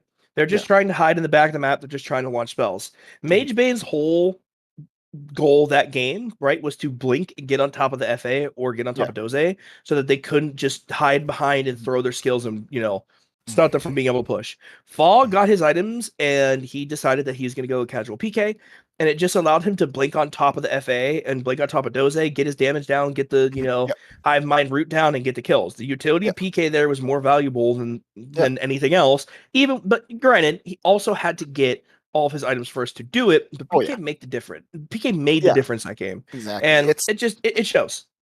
Yeah, PK is worth, like, instead of going like another item, like let's say like another damage item, like sometimes even Savage or even Shield Breaker, I think it's worth it to get that PK. Obviously not everyone, but it's just being able to teleport and set up, like basically reposition to get an advantage that way is more important than just doing a bit more damage, right? I agree. I 100% agree. All right, so we're going to get game 2 in. Yep. I was pretty happy with game 1. I think game 1 was really good. Like I said, good decision making. Good decision making, good awareness. Just making the correct plays and making the correct map decisions is really good, right? Yeah. So I'm happy with what I saw. I can't really necessarily complain. So if we can get a lot of games that go quickly like this and like have a lot of action, I'm happy. I don't want 15-minute games, 50-minute snooze fest, Like I slept pretty well, I don't need a nap. I don't need a nap right now.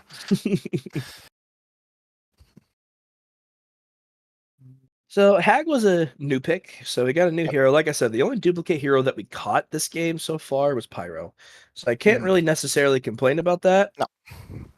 So I'm hoping that we can keep seeing these nice picks, seeing different things, seeing what players really want to do. But I guarantee, the further we get in the tournament, and the more hero specialists and specializations of the tournament goes, probably gonna see the same heroes over and over again. Yeah. You're probably gonna see the utility heroes like Hag. You're probably gonna see the damage heroes like Soul Stealer with the hand and the stacking of souls. So I feel like we're gonna start seeing those more and more as we go on. I feel like that's a probability, but I'm just happy with what we have now, right? Yeah. I'm just happy that we're getting some new fresh stuff.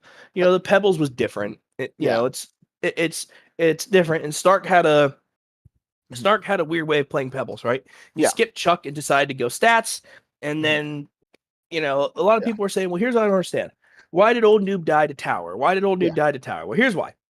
The reason why old Noob died to tower is something we need to take consideration is that it's 13 minutes into the game, right? Yeah. So it's 13 minutes into the game, and he has to make a play. He's down in farm, he's down in CS. If he doesn't kill Snark under the tower there, Snark has a pot. He just full heals and doesn't care. He just full heals and he walks away, and then there's no way he's going to be able to full burst, full burst Snark down again.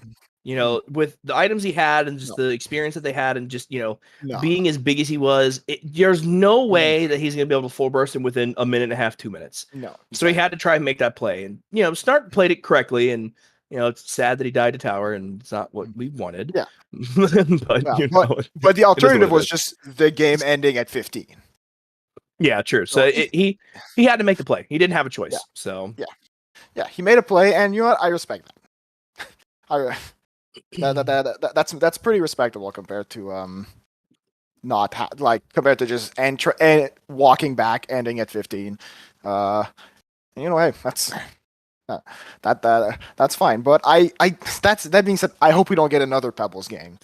We've seen it's just not enough damage, right? Like, you can't not go tanky with Pebbles. And if you do that, well, then the game kind of gets boring, right? Like, the game, no one dies. Pebbles is never going to get one shot by combo. It's like I said, it's very much just, okay, we're fucking fist fighting for 30 seconds. Let's hope. Yeah. Oh, yeah. But It's unfortunately just the way it is. It's the way the hero goes. There's not really much Yep. you can do about it. But yeah, I hope we see some wacky heroes. I don't want to see. I hope we get some like weird heroes that like no one ever plays 1v1 with. Right? Like that's what I want. Like we said blacksmith, I said blitz. Like, you know, there's like there's a few picks that we don't see, but I think would be interesting. Like I said, I think there's a lot of fun heroes, and I think there's a few boring heroes. If someone doesn't 1v1 right click snail, I'm gonna throw hands. I'm just saying. Okay, yeah. Yeah.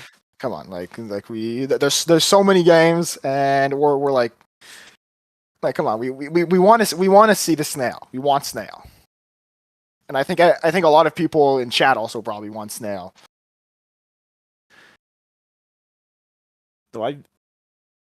However, what I've seen in chat, I've seen a lot of Soul Stealer in chat though.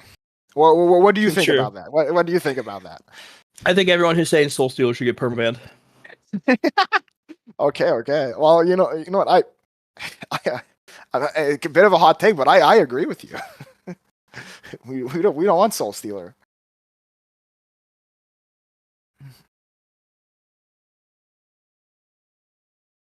I feel like if you're asking for Soul Stealer in chat, you're getting banned.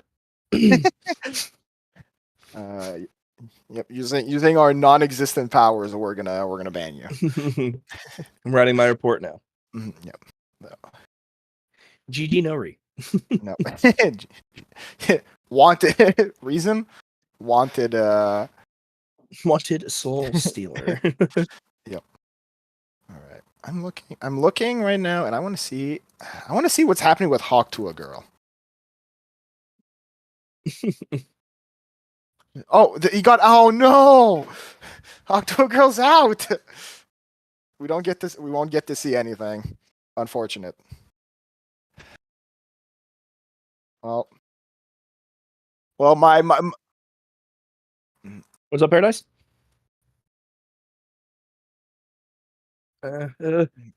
Panic. You sent me. Let's go.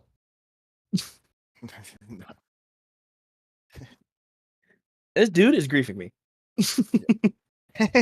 We're going on strike, folks. That's what we're gonna do. All right. So again, last game, guys. Last game, as we saw, the Maluma baby was having some power outages around his area, and then he was having some power issues. So what's gonna happen is we're gonna give Maluma baby a little bit more time to try and catch up. Sigma did beat him 1-0 so far, so they do have a second game. However, we're going to see what happens, and if he's going to keep having, power problems, we might have to move on to the next series if he doesn't show up soon. That doesn't necessarily mean that he loses. If he decides he doesn't want to play anymore, it's his decision, but we can't just sit here all day and wait around, sadly, as much as we want to.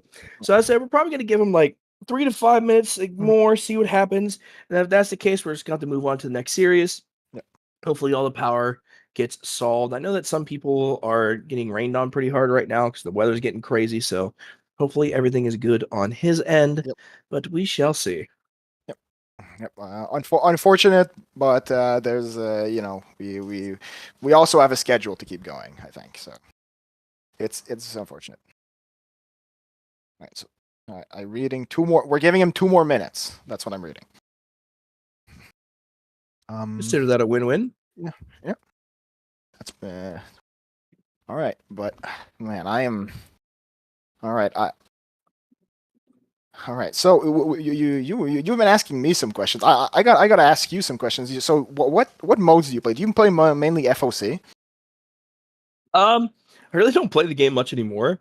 I actually took a huge break from games in general because I was just busy with life and work, which sucks, right? I was just super busy with life and work, and you can't really, stop yourself from working when you're busy. So I kind of was stuck there, but I came back and I've been exclusively playing Mid Wars, but I'm Diamond in FOC. I'm like Diamond 2 or Diamond 2, Diamond 1, whatever.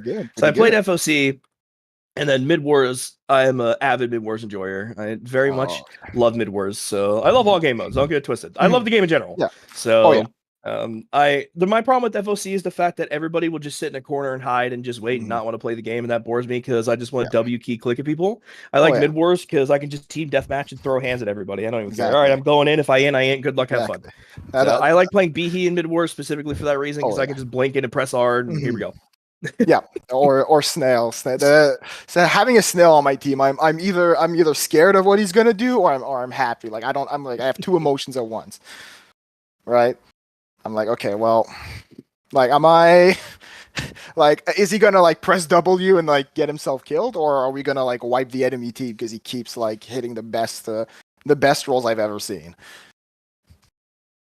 I agree.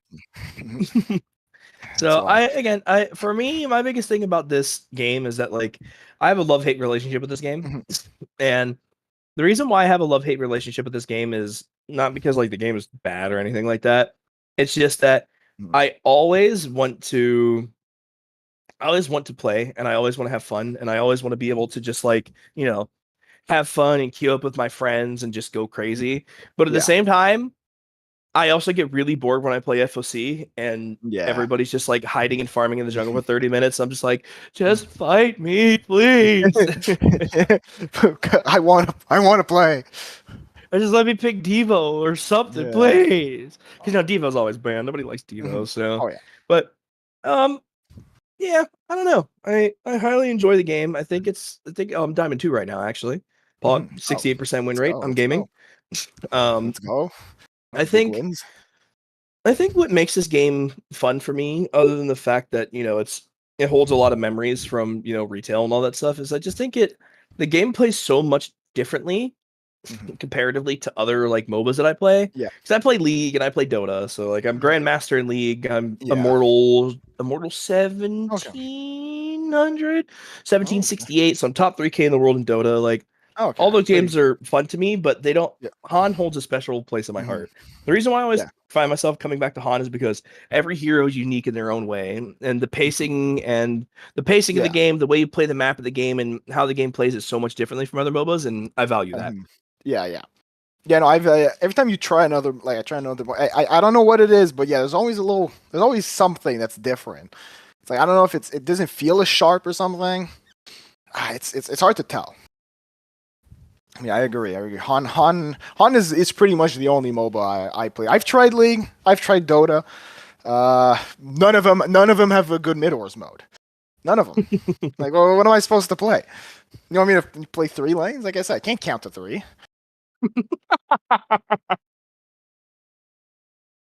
Counting? You expect me to count? The hell is this? I play MOBAs. I don't know math. I don't know anything.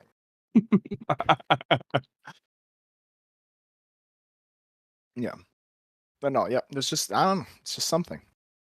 But but counting is for bankers and accountants. Exactly. But I'm not. And I didn't go to. I did not go to school to count. Okay, I'm just saying.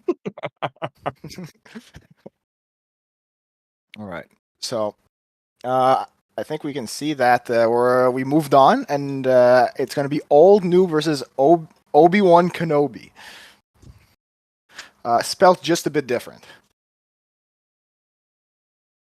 Okay. So, I like it. Yeah. We've seen and we've seen old Noob play. I haven't seen Obi-Wan Kenobi. I don't know I don't know many of these players that are playing, but old Noob, we've seen him play. He's played pretty good. He's played very good, actually. So we'll see. Are we going to get another Pyro game with him, though? That's the real question. Well, the thing is, we've seen him perform. We've seen him perform on Pyro, right? We've seen him really show that he's very much willing to, he's very much willing to go for the Pyro and his comfortability because it's his comfortability pick. We also saw that he's pretty good on the bubbles too, right? We also saw that the bubbles pick was pretty comfortable for him. So those are the 2 heroes that we see him perform his best on. So I'm hoping that, not saying that you ban people out, right? Because that's not really necessarily what it's not really necessarily what we're trying to do. But however, at the same time, it's like if those are the heroes that he's good at, Yeah. and you don't want him to be comfortable, then you take him away, right? Exactly. So it's again the thing about HoN, and this is a conversation that I had with Paradise. This is a conversation I had with Paradise literally like yesterday, I think it was. Is HoN is literally the only game, right? HoN is literally the only game that you can see, that you can literally see what your team and your enemy hero, like your enemies, what heroes they specifically specialize in. You can see their percentages, their KDs, their win to losses. You can see what heroes they like. You can see what heroes they spam, what heroes they're comfortable with, what heroes they're not good at. Like, this is the only MOBA that allows you to do that. So, okay, it's going to be between Pebbles and Pyro. Yep, and it's going to be Pebbles. It's Pebbles. So, oh, no. Oh, no. And, of course, old Noob types on chat because he didn't get his Pyro. Yeah, he didn't get Pyro. But, okay, well, you know what? I'm gonna hold on to a bit of hope that it's going to be a better Pebbles game, okay? I'm holding on to hope. All right, we're holding on to hope. You heard it here first, chat. We're hoping. All right. Oh, okay. Oh. All right. It's a shame that I have to report these people for not picking Snail. Yeah, I mean, hey, you got to do what you got to do, right? Like, you can't just let people do what they want like that. you can't let people disrespect us like that. You got to report them. No Snail pick? Okay, easy report for me. All right, so let's take a peek here. Let's see our avatars. Old Noob using the golden avatar, so he's a loser. And Obi-Wan Kenobi also using the golden avatar, so they're both losers. They both lose. They're both going 0-1. GG, go Nate. Yeah, so I'm just disappointed all over. I get Pebbles and the golden avatar. Well, I'm just not having a good time with this game in particular. Nope. That's fine. You know, that's fine. Resident sleeper, boys. I'm gonna stay optimistic, and yeah, we're gonna see. I also think it's funny that Diabetes is saying I'm 30% win rate in Mid Wars, and Diamond 2 FOC queuing with Lucius, Wig, and Marloni. That's crazy considering that I got a Diamond solo queue. Oof. Rough. Oh, oof. Stalker down. Everybody cry for Diabetes. Yeah, come on. Poor guy. Yep. You got called out. Called out with things that are not even factual. You see, not too many people know me, so I don't get called out. My mid-wars turn rate is shit because I was having a problem with HoN where my HoN was like skipping and lagging, so I had to dodge a bunch of games, and it made me sad. Oh yeah. yeah, no. There's been a bit of issues. Like I've had that. It took me a bit to figure it out, but thankfully I got it fixed. Marloni, shout out to Marloni. Yep, let's go. Best 1v1 on the planet. Still wait. Gotta see Marloni. I don't even know what my win rate is. I mean, I also have I haven't played HoN in a bit. I'm gonna need to get back. Ever since they nerfed my main, you know, I can't. It hasn't been the same. I can't go Drunken Master and stomp a pub stomp. It sucks. You're telling me you can't just one-shot people for no reason? What? No. It's unfair. It's unfair to me, okay, that I can't do that. So we're kind of seeing the difference here, Thicko, where, again, we're getting 2 points in Chuck on both sides of the token here, right? Both Pebbles are going for the burst. We're starting to play with the Guardian Ring and the Stone Slab skin, right? So we're both seeing that they're both playing for the burst. We're probably just going to see the bolstering armbands to go into treads, and we're probably going to see the double bracers, right? Just the strength build with the burst potential. Again, it's one of those things where it's going to be really hard to one combo down anything. So we're running into a situation. It's going to be just a war of correct decisions, right? Yeah. No, because like you said, their builds seem to be pretty much the same. Like, there's a few differences, but not much. I don't see anything much. We can see that like they're using Chuck to deny the mana potion. Pretty normal. Going strength, but yeah, like the harass. They're able to harass, but again, I don't think there's gonna be enough damage even past 15 minutes for a kill. Like, unless somebody makes a really bad positioning play, then you're not really gonna, even with the harass, you're not really gonna be able to pick up a kill. Again, it really just boils down to if someone can get a tower chuck, or if somebody just gets stuck in a creep wave, or there's just a lot of Q, stalactite casts coming through. It depends. It's 100% just based off pacing. So let's see. Maybe last Pebbles game was just a fluke. Maybe it was that one. It was that one game that wasn't good. Oh. And we actually see it. Obi-Wan actually getting the chuck under the tower on top of Old Noob. The problem is he actually didn't have the mana for the stalactites, and Old Noob actually makes the decision to turn around and chuck Obi-Wan back up in the air to stop his mana pot. That's actually a really good heads-up play, because if he didn't stop that mana pot, he's going to get stalactite and he's going to die, right? So again, the chuck play was really good. We saw Obi have the angle for it. We see the Old Noob start tanking tower. He gets away and stops the mana pot to make sure that it doesn't get stalactited. So again, that's the problem with harassing with all the early game spells, as you can see, is the fact that Obi didn't have the mana for stalactite. If Obi had the mana for stalactite, that was a kill there. But again, you just see, like we said, low mana pool, it's kind of what happens. And the thing about, Pebbles, he wants strength, right? Because that's where his damage comes from. I don't think like a casual Amulet of Exile is necessarily worth it, but I don't think it's also not a bad idea. It's different. You only get 3 strength comparative to 6, but the 6 intelligence will give you a little bit more of a mana pool. But again, it's all relative, right? I don't necessarily think that's like the smartest move in the world, but it is what it is. Yeah, because unless it really helps you get one extra ability or something, it's not that worth it, right? Like, it needs to be able to give you something a bit more concrete. At least strength always gives you more health and always gives you more damage, which is good for last hitting. It's good for right clicking. So we see the difference here is that Obi-Wan decided to go double fortifying bracer comparatively to Old Noob, who's deciding to go treads first, right? He wants to get his C boots right away. He has the Glove of Haste, right? Getting the 50% attack speed, or Gloves of Swift, sorry, and the bolstering armband for the strength. So it seems like he's just going to try and get boots first. Give him the movement speed, the attack speed, and, being able to tread switch around to being agility for more attack speed, strength for more damage, and, mana, just to get a little bit more of a mana pool, and also, get a little bit of mana regen up front.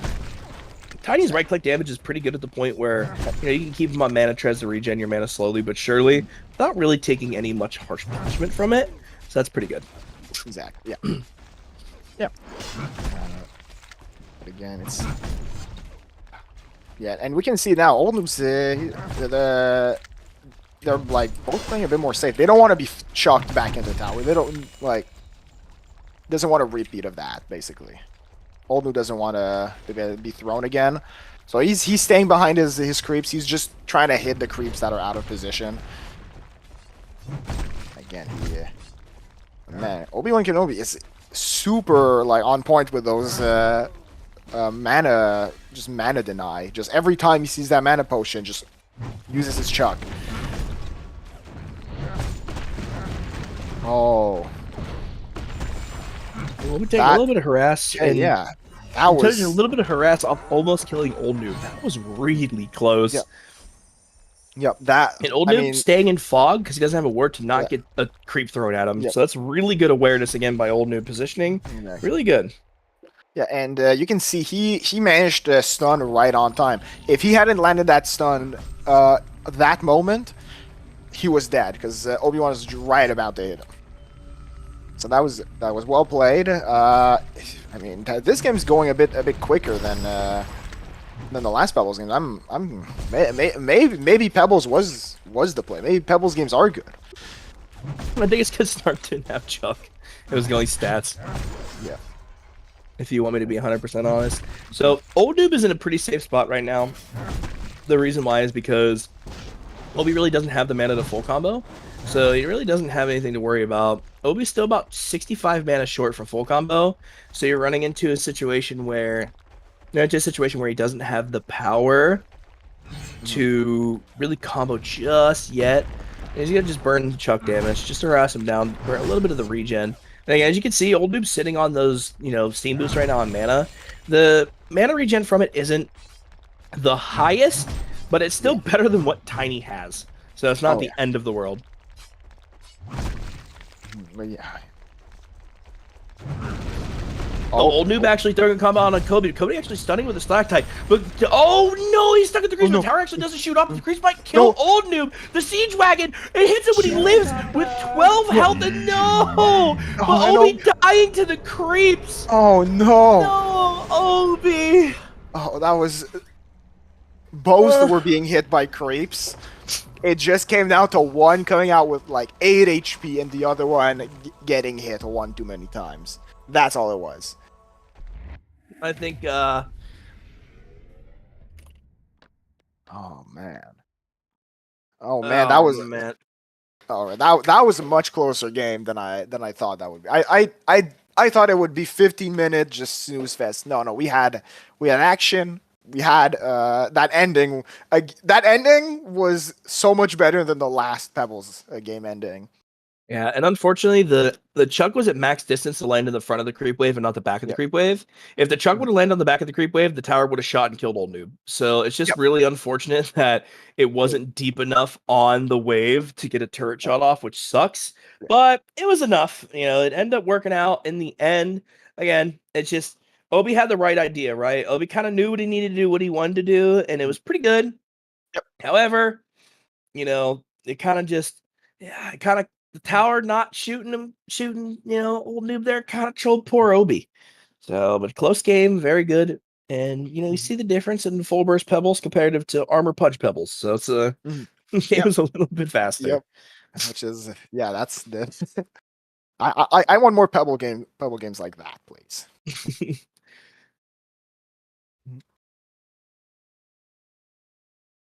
Yeah, the sad part is with the mana pot ticking in the cooldown on Stalactite when we had that 4-minute fight, even though his Stalactite was on cooldown, it was still about 5 seconds away from cooldown. He still had the chance to run down and get the kill. Yeah. I think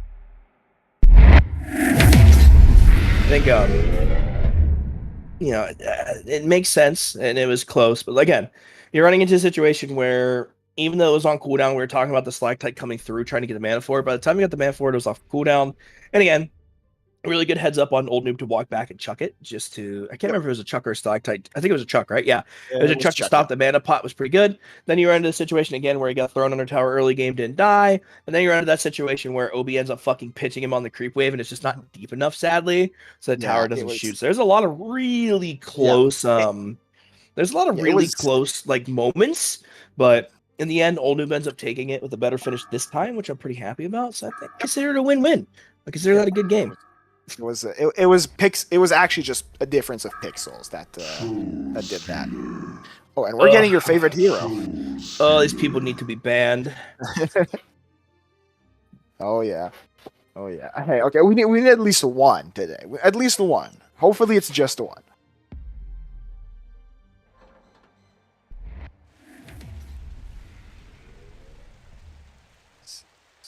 It'll be more than one. Let's not act like we don't know. we know it's gonna be. There's gonna be a few. There's definitely gonna be a few. The players are gonna start trolling us, I think. All right. Okay. So you know what I'm also looking shout for? out to chat. Shout out to chat for being here for this 1v1 tournament hosted by Austin. We appreciate your time. We appreciate your time that you're spending with us, spending your your time to watch the tournament with everyone. I appreciate that. Yeah, there's also shout out to all the 1400s in chat. Jahawks of Diabetes, I'm talking to you. Shout out to all the obese people that keep this game alive. Shout out to you, Diabetes, for being obese. Yeah, it's pretty good. Let's go. Yeah, we need them. We'll take whoever we can. Okay. So now we're gonna talk about the avatars. We have old Noob playing the spooky, scary purple avatar. Oh, my internet just decided it didn't want to work. We have the old Noob playing the Paragon spooky purple avatar, and we have Obi-Wan Kenobi playing Greed, the gold chucker, if you will. The question is, what avatar wins this?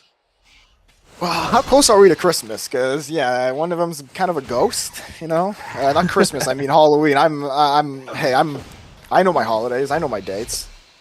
I know where I am today. Exactly. But yeah, no. How close are we to Halloween? 1 month away? About a 1 month month and some enough? change. Yeah, is 1 month enough to win that? I think you know what, I'm gonna give it to Old Noob. I'm gonna give it to Old Noob. I think with that I prefer that avatar.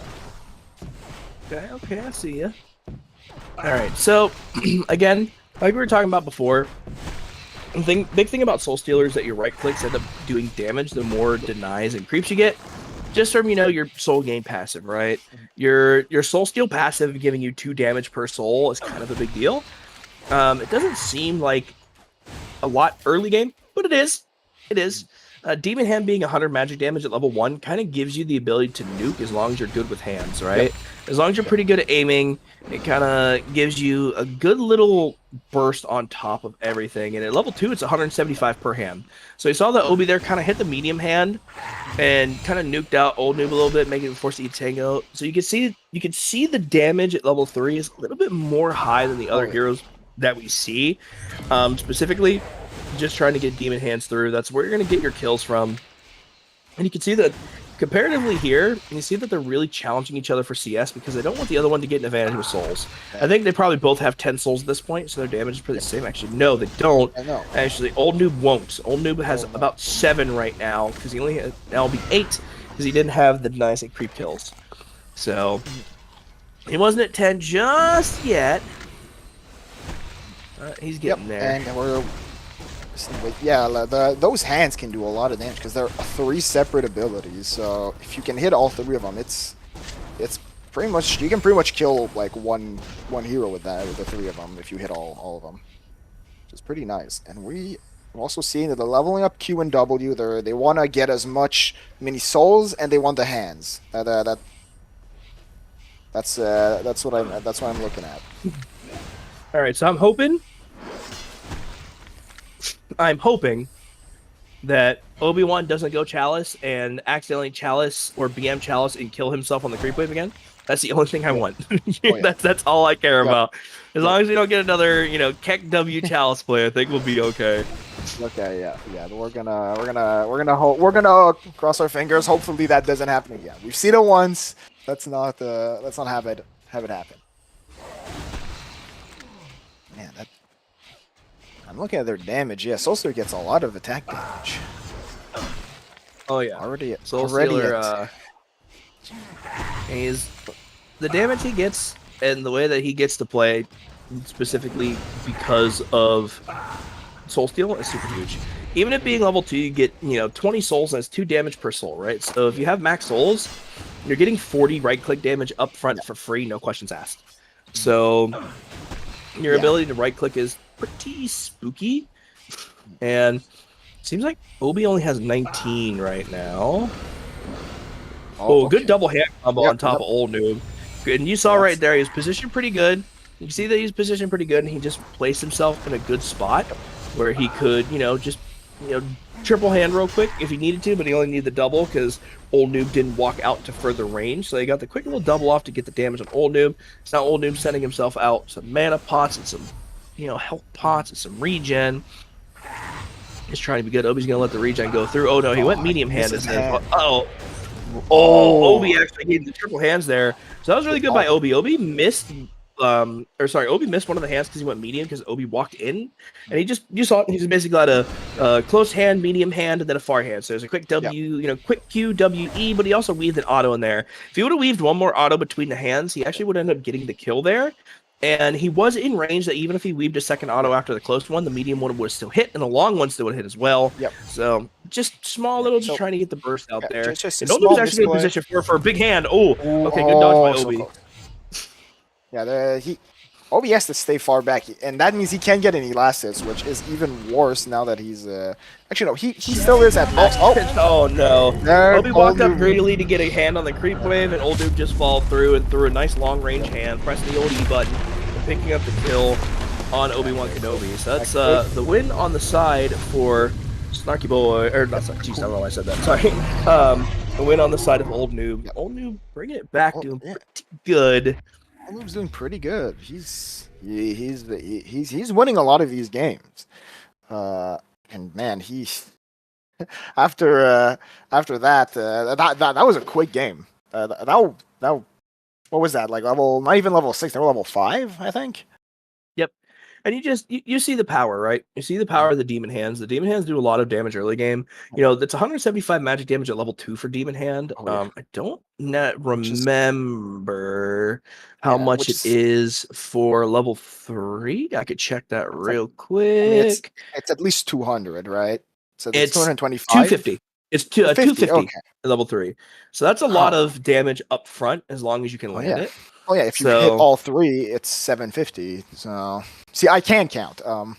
we did it.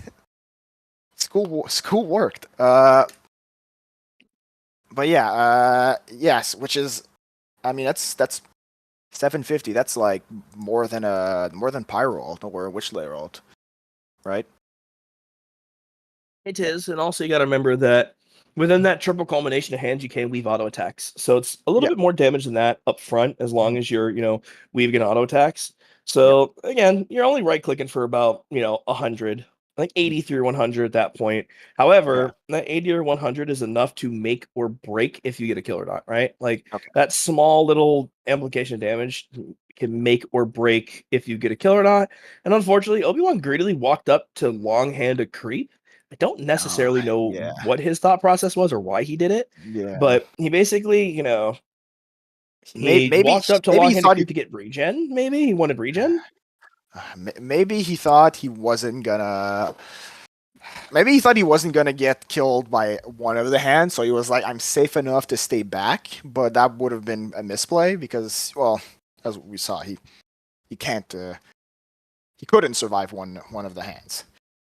Yeah, he ended up taking the hand to the face and dying, unfortunately. Yeah. Oh yeah.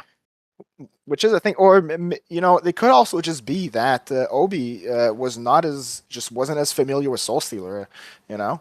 We mentioned that it's a hero that takes practice. He's not one of the heroes you can kind of just like have played a few times and then be like pretty good with. As long as you have good game sense and know, like, understand a bit, you kind of need to have practiced him to be able to aim those abilities and actually do his full combo. Yeah, I think his hands were good, his positioning was Yeah, good.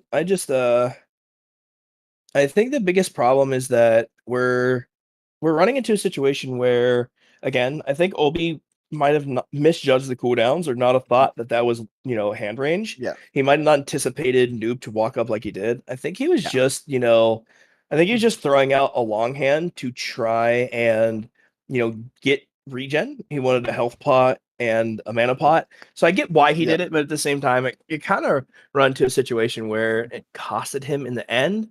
But yeah. again, it's a heads up play, right? He really doesn't have a choice. He has to do that. He has Exactly. to try and get the regen, or he's just Yeah, gonna get pushed under tower yeah, anyways. So yeah, it's like a lose lose no matter what, yeah. right? And So you can't walk of shame back. Like, right, you can't do that because then you're gonna lose anyways because not enough gold. So yeah, but I think so far so good. I think we are doing pretty good in the 1v1 tournament. We have a pretty good pace. We, having some different heroes. We saw our first Soul Stealer game, which isn't the worst. no, I mean, we're quarterfinals and we see that. I'm fine. I'm fine with that. So yeah, I can't really complain. You get one Soul Stealer game. We got two Pyro games, two two tiny games, if you will, Yep. two Pebbles Airlines games. And again, Yeah. we just saw the difference of games. Snark went for the long play, right? He went for the safety play, which necessarily isn't a Yep. bad thing. Yep. It's different, but it's not what the people want. No, no, we want we want fast paced games. We want to see action. Come on. Which means you go Codex. That's all that means. That is toxic. That is wow. Yep. Me and you are gonna have a talk. Yo, Okay, what the okay. hell? I play Golden Veil in Midors. Okay, I'm unhinged. Like, I'm not a normal player. I go Codex. Okay. This dude said we're going Codex. We're tasing everybody. Exactly. Like, That's we're picking up Codex on Pyro or Witch Lair. Okay, and then we're just gonna do Codex ult, and then we win. That's how it works. That's how we play the game. Maybe we get a gauntlet 1v1 and they just rush Mm. Codex. I mean, hey, I'd be fine with that. That'd be a good game. All right, okay. They both picked Soul Stealer here, and I am seeing a Drunken Master though, but probably going to be banned. I'm guessing that's Janko's. I'm assuming it's gonna be Soul Stealer. Yeah. It's Soul Stealer. Yeah. Yonko Okay. griefing chat. Ban All this right, man. all Why right, is he allowed to play okay. game? Ban this Yeah. man. Come on. All right. Well, okay. So, how many do we like? What do we? How do we play this? Like every time we see a Soul Stealer, we drink or something. How are we doing this?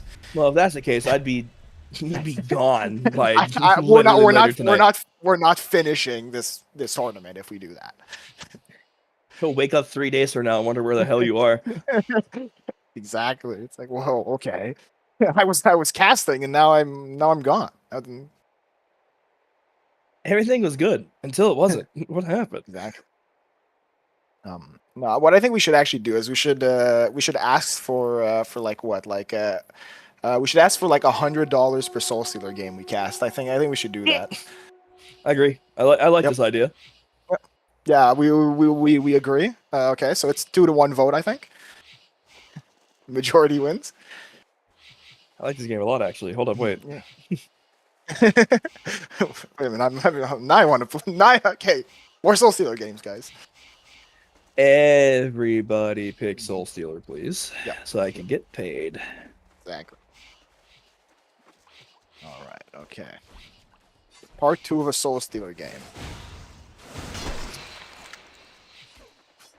I'm looking at their items, and they're basically the same items. Yeah, we're probably going to see the double Soul Scream Ring, if I had to assume, based off how the last game went.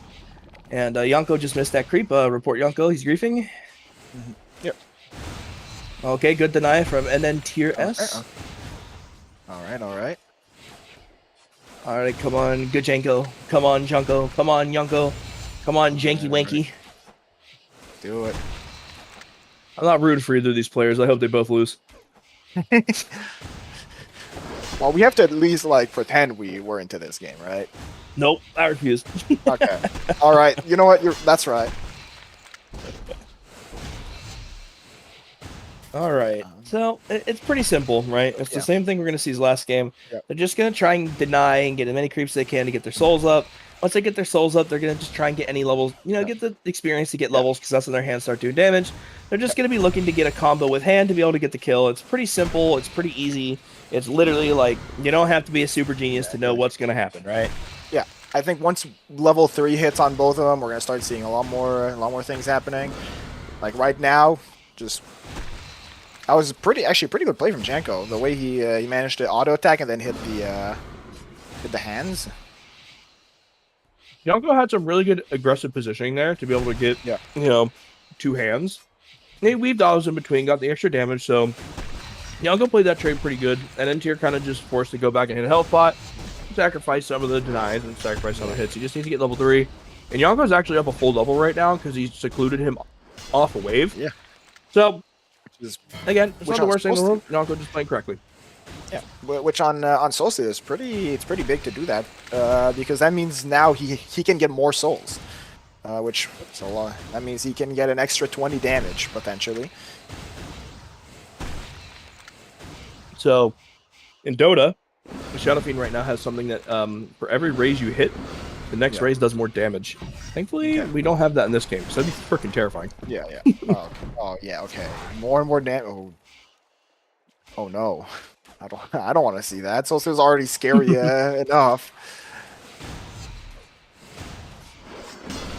Good hands by Yonko. One thing that you can see Yonko's doing correctly is the way that he's positioning and playing into the lane. Is that every time Tier walks up to try and get a creep around attack, he just harasses it with a hand. Yeah. So Tier actually chose to go bottle here. This is the first bottle we've seen this entire 1v1 tournament, by the way. Yeah, you're right. Yeah, you're right. A bottle, which, I mean, does that mean he's going to go for runes, potentially? That's really the only use for bottle, right? There are no runes. There are no runes? Okay. They might not know that. They might try and go for it anyways. Yeah, maybe. I mean, if that happens, that I would I would like to be in the same call as an Entier, right? I want to see his reaction once he notices there are no runes. I think the thing about bottle, right, is the fact that you get 3 sips. Yes, you're spending 600 gold on it. Oh, Yunko trying to actually position something here. Oh, we can't get okay. So it's 135 health and 80 mana per bottle sip, and it's 600 gold that you're spending on non-aggressive items, and it gives you 3 ticks of regen, about what a mana pot and a health pot would get you. But at the same time, I don't know if I necessarily agree, right? Because on the side of Janko's really buying aggressive items, right? He has a double soul scream ring, like I called out for. He has a double minor totem, so he has a little bit more damage up front, and his stat pool is a little bit better than, and then it Tears is. So you're running into a situation now where you just kind of see the difference in the aggressive plays. And then Tears trying to catch up and experience his souls by just trying to hand out the waves, and Yonko's just kind of pulling the wave around, doing whatever.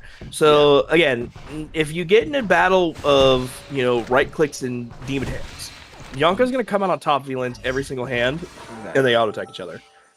So yeah, and like we can see Entier is going all the way back to Fountain. Walk of shame, like I keep saying, because you don't really want to do that. Getting his bottle back. Yeah, I don't know if that was the best play. I think I'd much rather have, Soul Scream Ring, getting just straight up stats. Just more damage, more regen too. Yeah, right? And the biggest thing now is, take into consideration to understand really why bottle is kind of strong in this situation. Again, it's strong. However, I don't think it's a good idea. And Yonko actually landing big hands.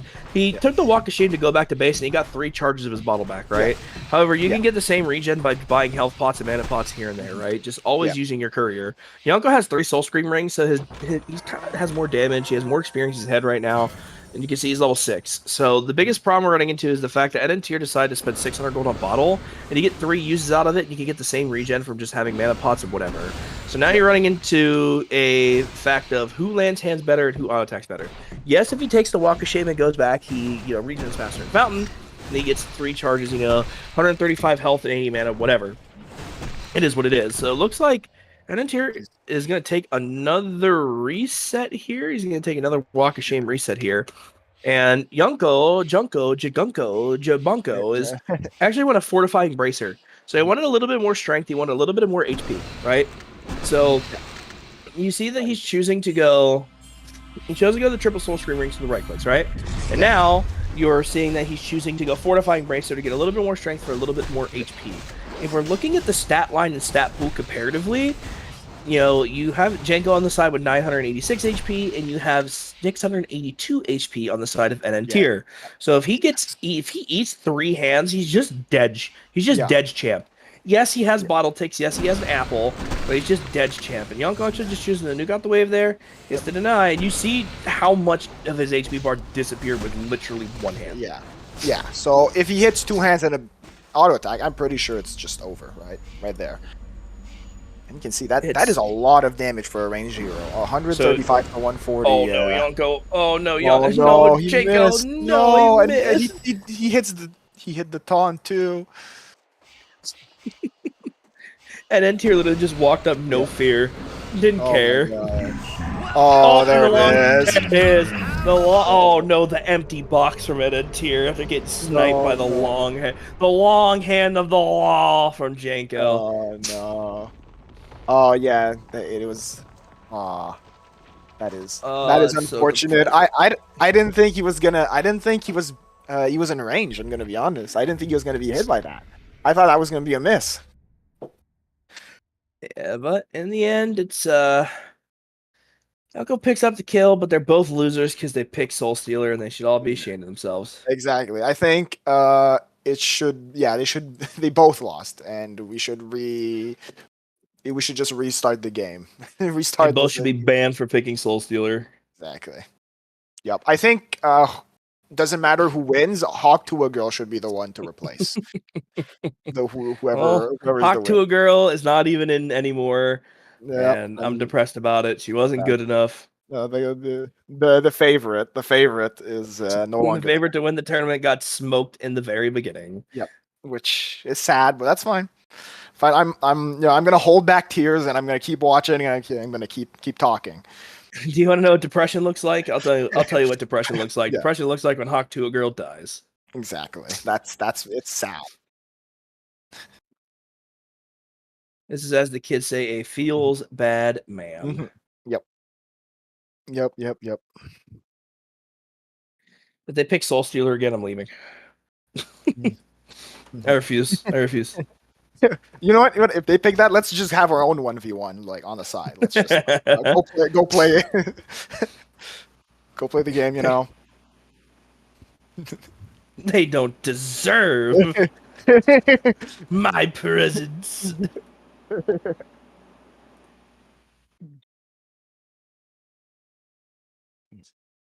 Right. So we're having a small break. I think, or not. Well, we're waiting for Janko to come back a bit.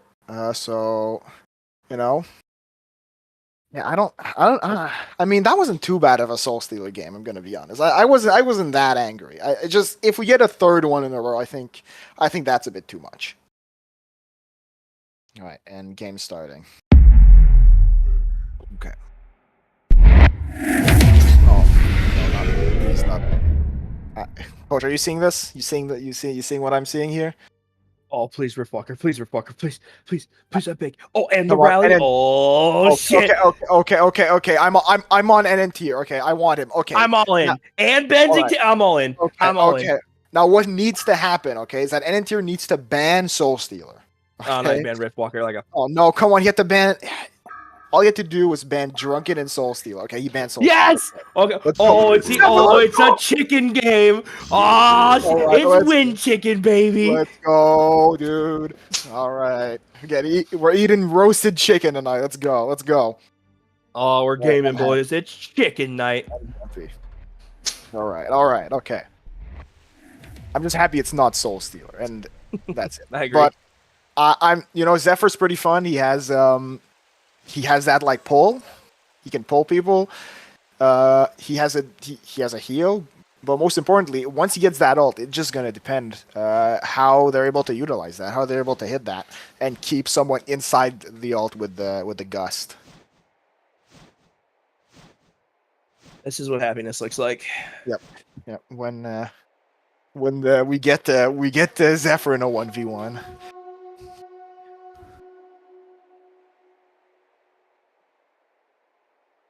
Yeah, I think I was gonna get a Zephyr. No. Am I happy I got a Zephyr? Fuck yeah. Oh yeah. As soon as I saw that Soul Stealer, I was like, oh no, please no. It was like not a third one in a row. This is what happiness is, boys and girls. Yep. Oh Yeah, yes, they're playing the turkey Zephyr. Oh, we're in there like swimwear, baby. Okay, This is it. This is so worth it. Yes. All right. You know what I'm gonna be thankful for this thing in Thanksgiving, that we got two Zephyrs. Oh my. Okay. And tier, dude, he is going wild. Okay. Oh my god. I think we know who he mains. Okay. My man is in there. This is one of my favorite heroes in all of HoN, by the way. Fun fact. Really? Okay. He's very bad in mid wars, but if he was stronger, I would like him because I do like. He's only bad in mid wars because people aren't talented enough like me to play it in mid wars. Well, you know what? How about we hop in a mid wars game? After.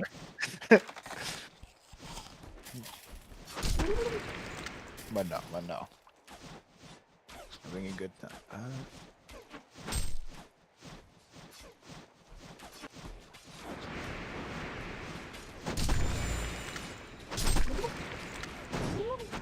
Oh, Gust by Junko. Junko trying to get some right clicks at the tornadoes, trying to body block. Oh, and Interior in a bad way. But Interior is just casually walking away, eating some tornadoes, healing up.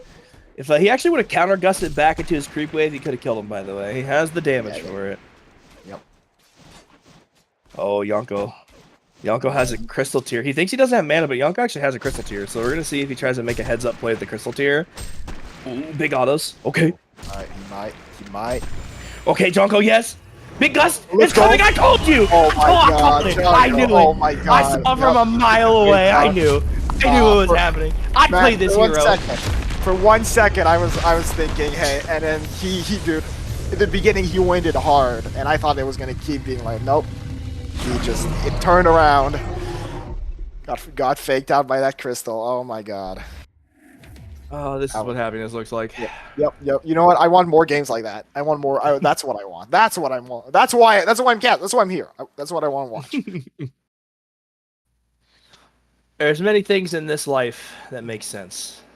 Yeah. And let me tell you, it's Zephyr games. Zephyr 1v1. You know what? Maybe that might be one of the best matchups we see. Zephyr versus Zephyr. This is what happiness looks like. Yep. Hey. Can we just like keep playing that game on repeat over and over?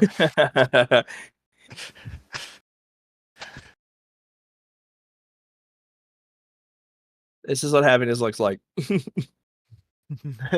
Yep.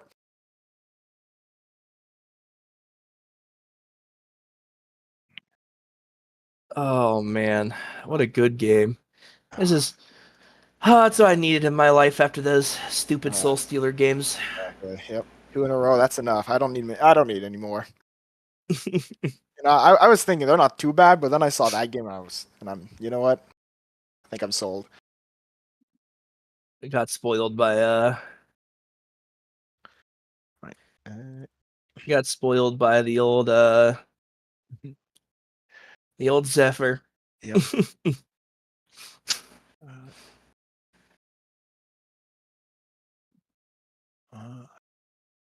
Okay. All right. Is this going to be the last matchup of the day? Yes. All right. Okay. Last matchup of the day: Spectra versus Luas.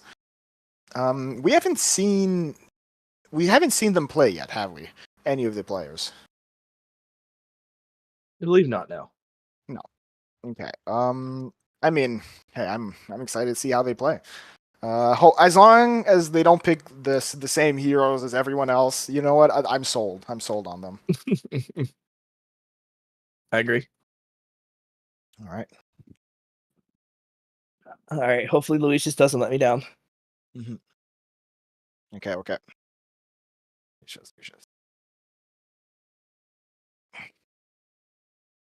All right, Lucius, I need you to play something that makes sense. I need you to be a homie, and I need you to pick Snail. Yep. Come on. We okay. It's 2 or 3 games left.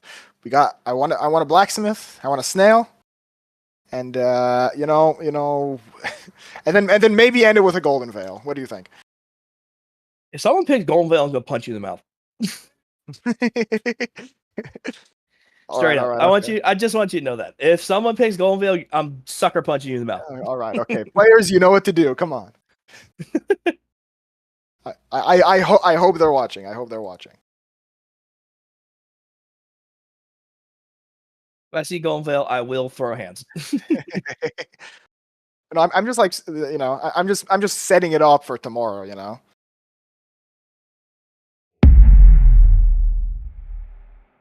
All right.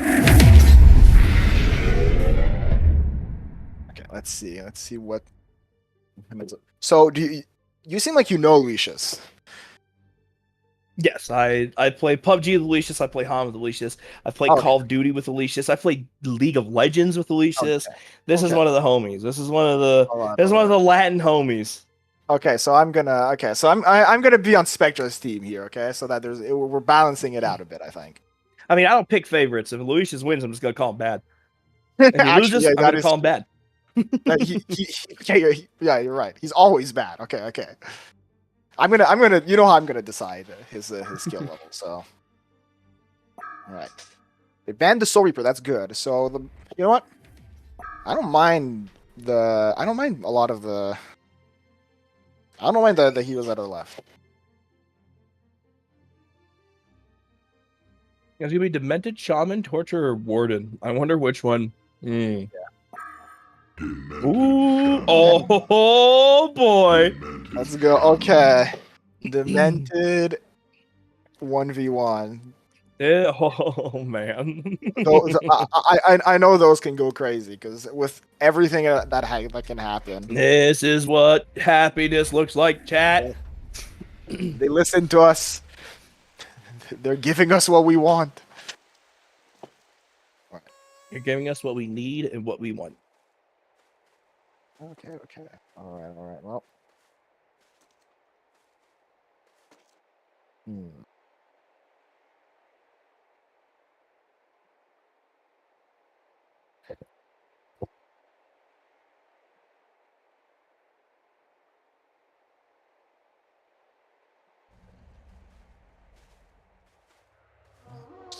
Yeah.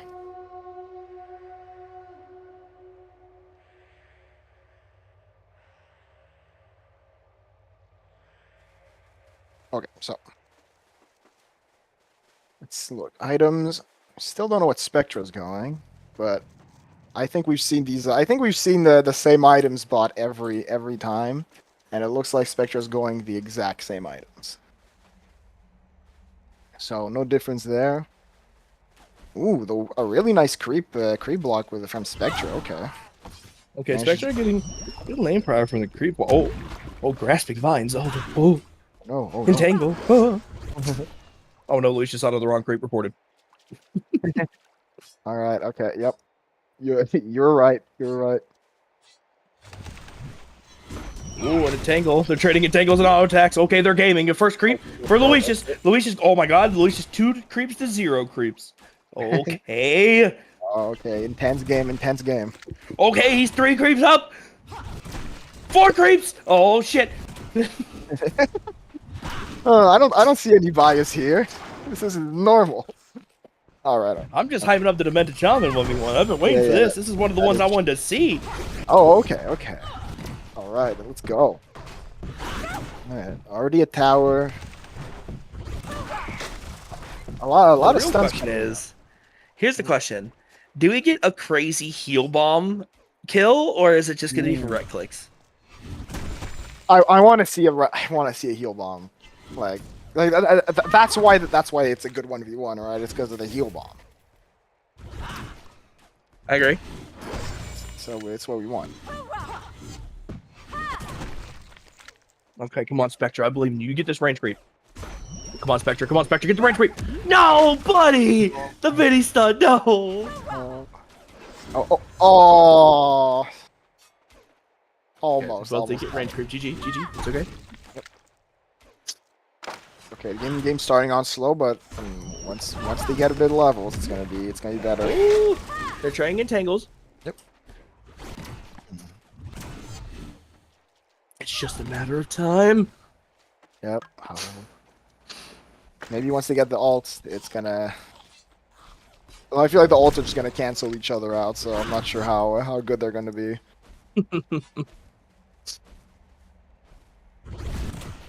I think this is the 1v1 I'm the most excited about the entire time. Okay, well. See how exciting this is, because after that Zephyr game, I mean, like, I don't know how we're gonna beat that. I don't know how they're gonna beat that with 2 Demented.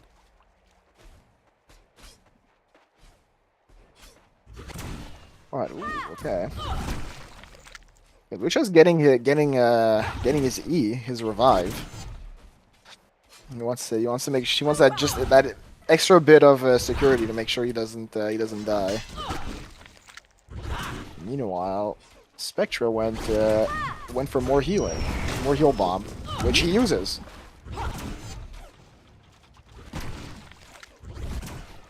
Okay. I'm trying to see what we're gonna get here in the item-wise department. See, I'm a thug. I would go with Voltstone. That's just me, though. I know that's wrong, but I would do it anyways. I mean, I know another item. You know, it's kind of similar to Voltstone that I think they should go. It also like does a bit of electricity.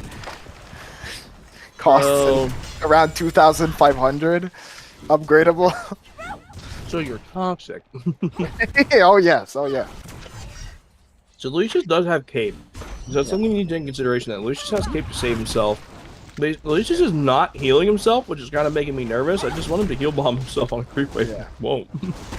You know, I think he's just he's making use of that revive. He's like, okay, well, it doesn't matter if I get hit. Oh, I might. I don't know. I'd be kind of scared if I was Lucius. Couldn't like Spectra just stun him and then like basic attack him once or twice and he would die? I mean, I guess he does have when it's not on cooldown, it automatically is active indefinitely on Shaman, right? Mhm. So even if he walks up and burns everything on him, he won't necessarily get one shot per se, right? Okay. So it's just one of those things. Oh, Lucius bought the best item in the game. He bought a mana ring. Okay, well, I think we know who's gonna win this with that item. I think Spectra might be going for Astrolabe. I think that's what Spectra's going to go, and Lucius decided to go mana ring, so it should be interesting. Yeah, 2 different items. We'll That's good. I like when we see 2 different play styles against each other, because if it's just the same, you know, it's not a. It ends up being kind of just who's just better at that play style. But 2 different play styles, sometimes we see some more interesting plays come out. I agree. And also, you see that Lucius decided to not go Stormcloud, so Lucius is going to get some entangles, trying to get some break moves down on Spectra, trying to chase him down. So he's trying to get in range for a heal bomb, but he can't get in range for a heal bomb, so he's going to trade some auto attacks. And Spectra has one more point in entangle than Lucius does. Lucius getting another entangle, so you can see Lucius actually S-canceling on top of the tower range to make sure he's not getting caught by tower range, but it doesn't have tower. Golden Apple coming through for a heal with the heal bomb, and Unbreakable already broke, so Lucius just trying to bait out anything, and Spectra taking level 6, instantly getting Unbreakable to make sure that he doesn't die there. So Lucius tried to get in range of heal bomb, and you know, Spectra backed out. Spectra tried to get in range of heal bomb. Lucius is a good spacing, right? So now they're running into a situation where you can see that Lucius was kind of S-canceling to make sure that he was out of range of tower, just trying to make sure that he was in perfect spacing for his auto attacks, which he was. He was doing pretty good. However, you know, level 6 thing Unbreakable, good to go, and good trades auto attacks. Level 7's coming up. Mana boots, okay. If Lucius had items to auto attack instead of mana ring, he probably would have killed there. But real gamers build mana ring because it's the best item in the game. If you don't build mana ring, you're a griefer. Just remember that. Exactly. Yep. It's free mana. It's free. How can I use spells without mana? Thoughts? Exactly. Yeah, exactly.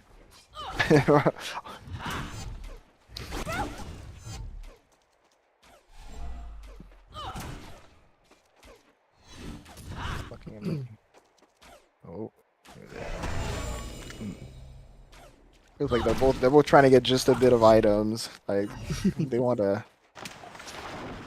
The real question is, who makes who proc cape first? Yeah. Right? That's the thing about Unbreakable, right? Is it's indefinitely active, it's not anybody else. But who makes who proc it first? Right? That's really what it boils down to. Exactly. Is whoever makes Unbreakable proc first is gonna probably end up the one who's gonna get the kill. They're just trading entangles here, trading some auto attacks, just hitting creeps, having the time of their life, because I just wanna hit creeps. Lucius as a carry player is very, very a passive carry player. So Lucius is okay with this Resident Sleeper, just hit creeps playstyle. Oh yeah. You wanna know the secret? You wanna know the secret to how to defeat Lucius and all the Latin players? How? Buy into the ideology of hook heroes. They cannot dodge hooks. I've never seen Lucius dodge a diva hook my entire life. You know what? I have played. You know what? I have played with some Latin players, and you're right. They for some reason, I think the devs maybe added little lines of code, you know, make their hitbox a bit bigger, because every time. So one thing that I see that Lucius is not doing, which I really wish he would be doing, is he's not heal bombing his creep waves when they're on the other creep wave to keep them alive, to keep pushing in. Because he's playing this slow and patient playstyle, but if he would just heal bomb the creeps and push the creeps on Spectra's tower, yes, Spectra would be able to catch the waves, and he would be able to probably farm the waves off tower, but it also would give him a chance to heal bomb and do damage under tower, right? Because now the biggest problem is, he threw Stormcloud down on top of Spectra, but Spectra had a wave to heal bomb through on him. He just didn't have the mana. If he had the mana there, Spectra had the mana there, Lucius probably just took about 200-ish damage. Yeah.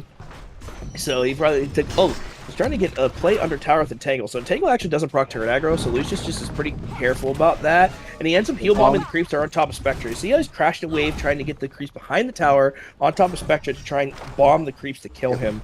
That's the big thing, is like I was talking about earlier. If he would just heal bomb the creeps out so they would chase Spectra under the tower and make Spectra go away, he has a better chance of killing him. We saw it there. He just put, threw an Entangle on top of him to make sure that he didn't pull aggro. Entangle's getting the mini stuns. The creeps pull aggro on top of Spectra, so Spectra tried to auto attack Lucius, and he just heal bombed it again. Here, a nice Entangle, just trying to get some damage on Spectra. Spectra trading the Entangle. You can see the harass under tower.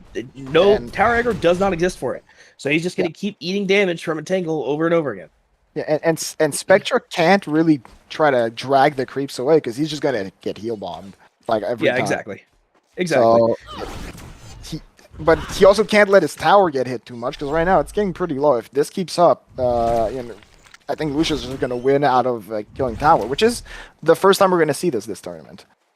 That's true. And now you can see that Lucius is standing on his high ground stairs and he has full control of the wave, right? So you're running into a situation now where Lucius just kind of has full control of the priority of the lane. He just made Spectra missed about almost 2 waves worth of experience and gold, right?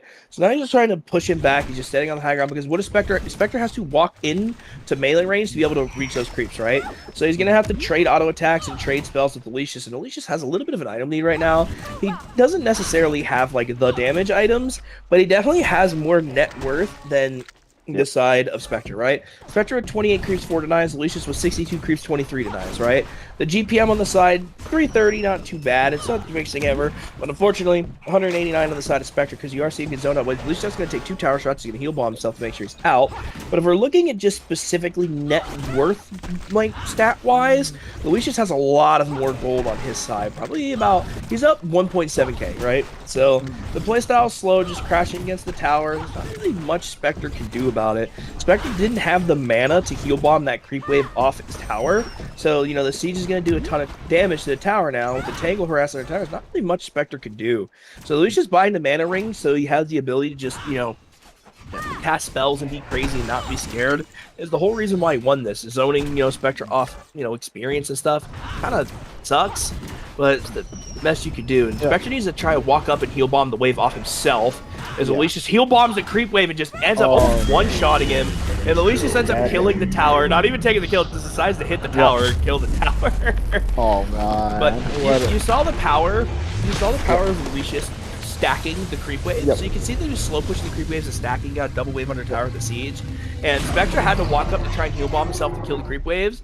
And Lucius just heal bombed the creep wave and did like 500 damage to the poor guy. He had no answers. I've been on the receiving end of that combo. It is the first time that happened, I was like, wait, Demented can do that?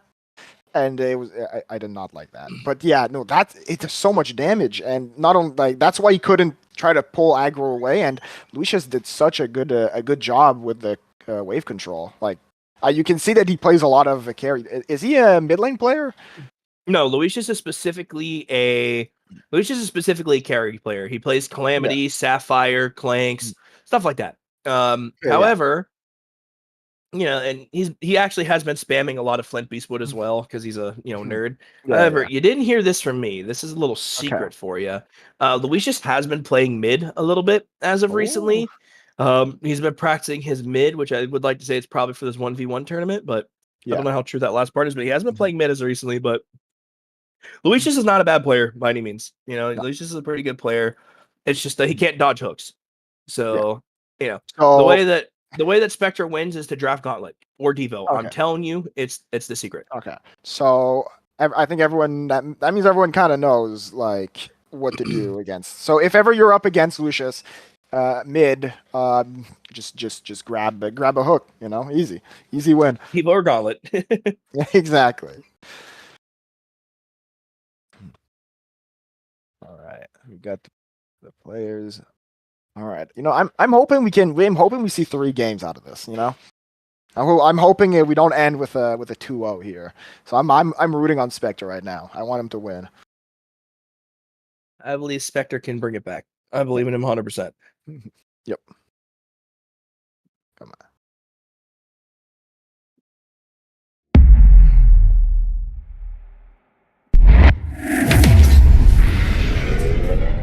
picks. Rift Alonia. Okay. I don't know. I don't. How do you feel about if they were to go Alonia? I don't think I'm not sure that would be good. I think Alonia is one of those champions or heroes or gods, if you play Smite, where it's Yeah. super weird because you basically play 4 screens away and just throw spells, right? You're not Yeah. really going to interact with the lane. You're just going to throw spells. And if you do walk up to the lane, then you're kind of just trolling yourself truly because you don't need Yeah. to really play that close to the creep wave. You could just play outside the range of it and just have your own game, have a comfortable game and not worry about anything. So I feel like Alonia is just one of those champions that's kind of like, or heroes, it's kind of just boring, to be honest. Yeah. Because you kind of just play from so far away. Yeah. You know, your fingers get tired from spamming, but that's about it, right? True. Very true. But yeah, but you know, we're seeing a few of the picks. I think Lucia's been listening to this because he's picked three picks that you said you wanted to see. Got the Rift, got the Slither, got the Flint. Torture, okay. All right, come on. I hope this Slither gets banned. I want to see either Flint or Torturer. Torturer. Hey. Torturer. Okay. All right. This is good. Torture. I feel like he doesn't get very tanky early, so this could be a pretty fun game where people can actually hit each other, especially with the agonizing bonds. Those have a surprisingly low cooldown and deal a pretty sizable chunk of damage. So, I like using them. It's the Torture. Always in mid wars, always level up E before anything else. Yeah, Torture is one of those heroes that I feel like has a very good like play style. I feel like he has a fit in every single game, right? His spells are not too bad. Yeah. And the one thing that I think that slipped on about Torture, which I think people don't really think about much, is like you're saying, is when you're looking at agonizing bonds, the fact that you're able to pull targets into a main target, so you can like hit a creep that's like in the middle of the wave and pull a hero downhill to create pressure and change the positioning of team fights is really, really big, right? I think the ability to reposition just any hero within reason, just reposition to change the angle of the team fight is super big. Yeah, it's agonizing bonds. You kind of read it at first when you're a new player, and you think it's not that good, and then you start looking at the details and how people use it. That's when you start being like, oh, okay, no, this is like probably one of his best abilities to use. One casual point's good enough, right? Yeah. So that's all you really need. It just depends on your playstyle.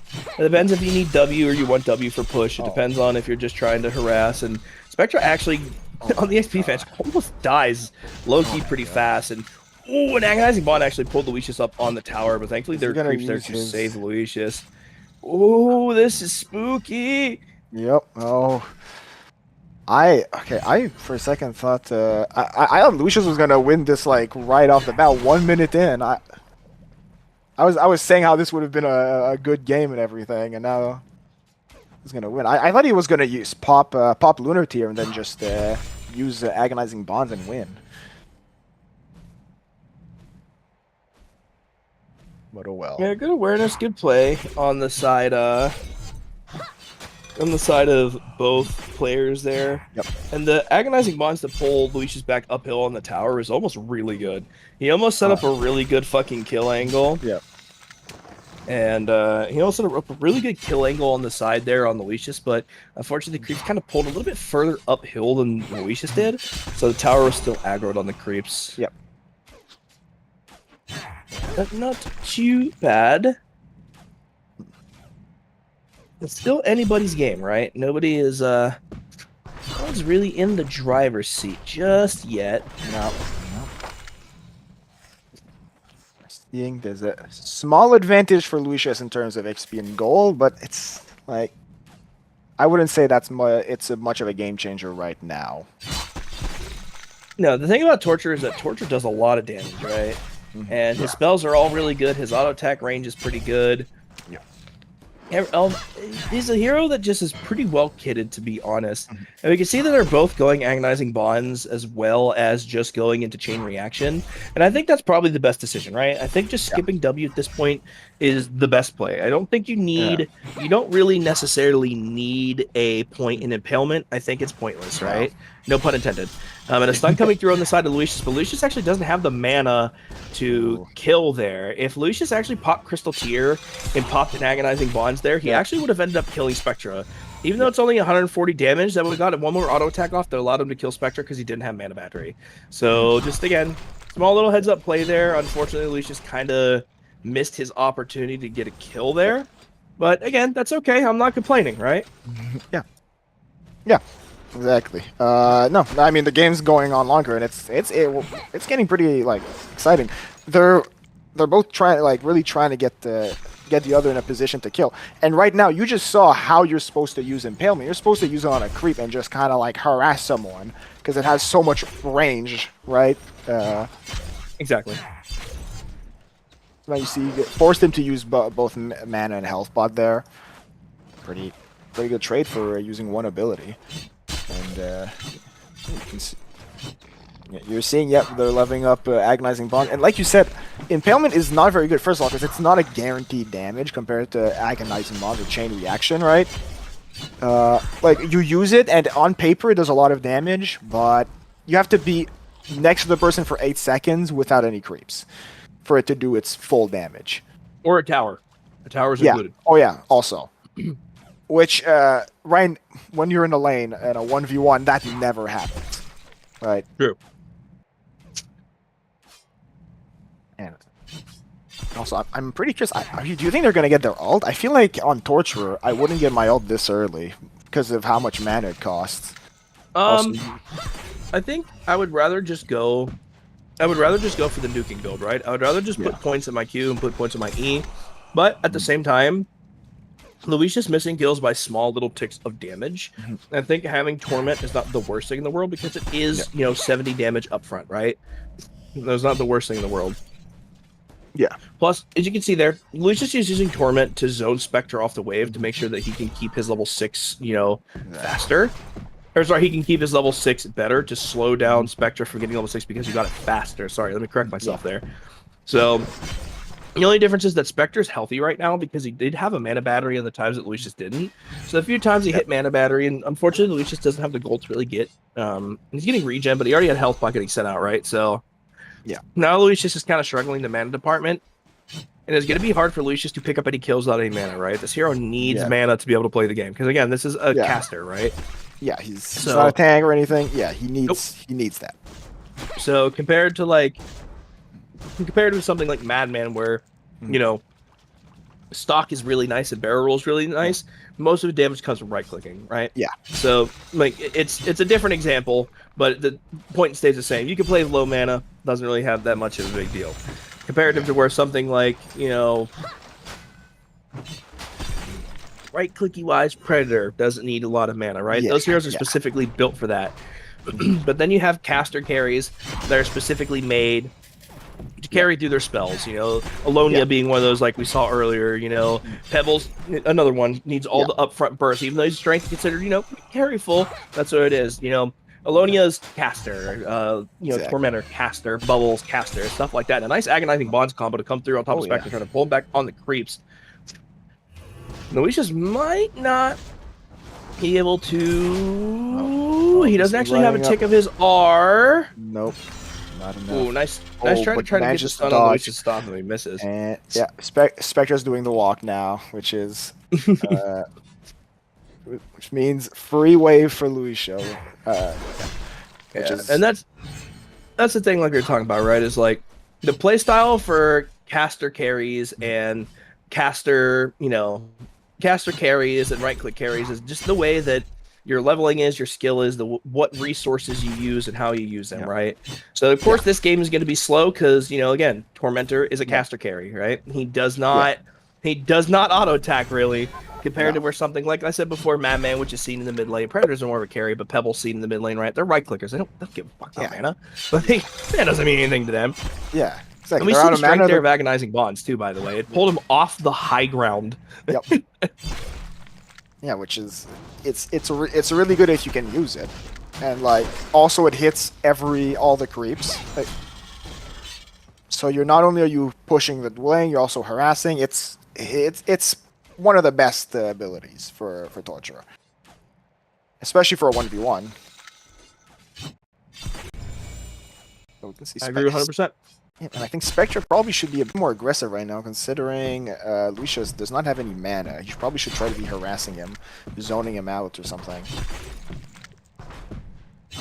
Yeah, Spectra's kind of respecting Lucius and respecting the way he's playing. Me personally, I think Lucius is probably saving up for Mana Ring. I feel like that's what he's trying to save up for. He's trying to buy a brain. Yeah, he needs that. But yeah, well there it is. I mean, I just saw it pass, so he's getting that. It's gonna be rough once he gets it. He'll be able to use that Agonizing Bonds over and over again. I'm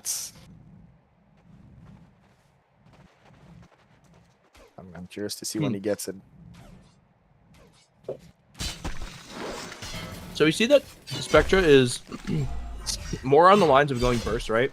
Yep. He's deciding to skip Torment and not go for that damage. He's deciding that he wants to go for the full burst route, where Lucius got a casual point in Torment, and I was going to say, we haven't really seen it, but we're probably going to see it now. Yep, but Agonizing Bonds, nope. Lucius doesn't have the mana to proc Agonizing Bonds. He's going to chase down with Torment, not get the kill. If Lucius would have just Agonizing Bond himself before that Tormentor tick or turned his Tormentor off, he actually would have killed him.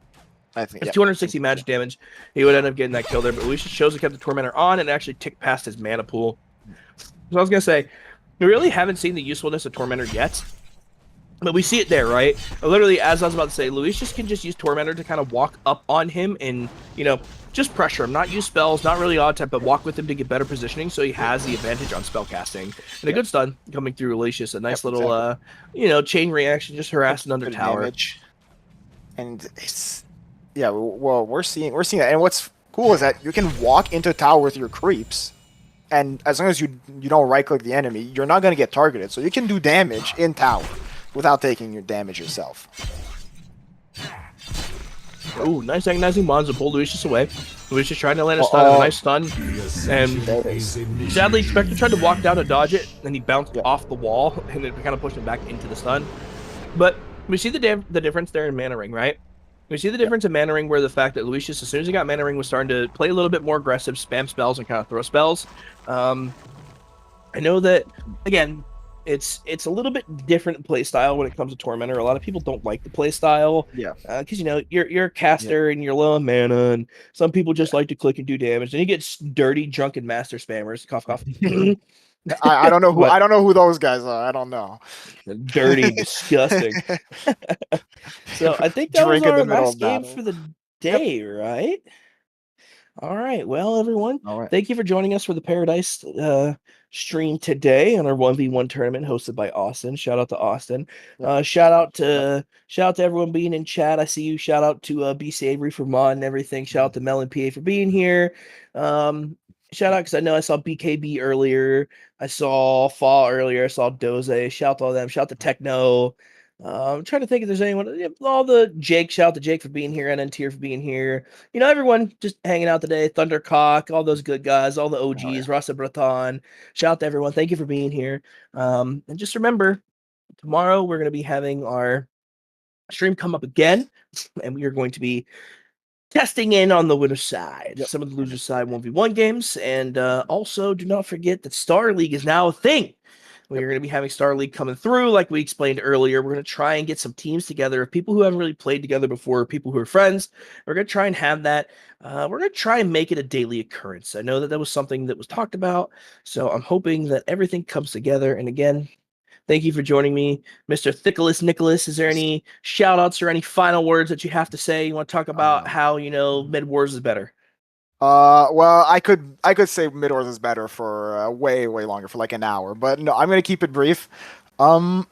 I think, I mean, shout out to, I saw some of my friends in chat. I saw Remy and Gucci in chat. I don't know if they're still here, but shout out to them for being there. Yeah, and shout out to the players for playing in this tournament. It's cool to see that people still willing to compete. But I think it was like 48 people participated. I liked pretty much every game I saw. Just a few games could have had a bit more action, but that's fine. Can't win on all of them. But yeah, no. Other than that, that's it for my shoutouts. Awesome. And then Paradise, any news that you have to translate to the chat, to all the boys in chat? All right. All right. I think we're all done, buddy. Yeah. It's all you. All right, that was Coach, aka CZO, and Thickles. I believe I did announce that properly. Thank you, gentlemen, for the incredible cast, and thanks to all of the 48 players for participating in the 1v1 tournament. And thank you all our viewers at home for watching the 1v1 tournament and being interested in it and participating in it, and everybody in chat. Thank you all for watching. I hope you enjoyed today's show, and tune in tomorrow for the LB quarterfinals, winner bracket and loser bracket semifinals, and then winner bracket and loser bracket finals, and then the grand final where we're gonna see the winner of the 1v1 tournament and win the prize pool of $200. And that will be on 3 p.m. GMT, just as today. It's going to be on 3 p.m. GMT. Thank you all for watching, and we will see you tomorrow. Good night, everybody.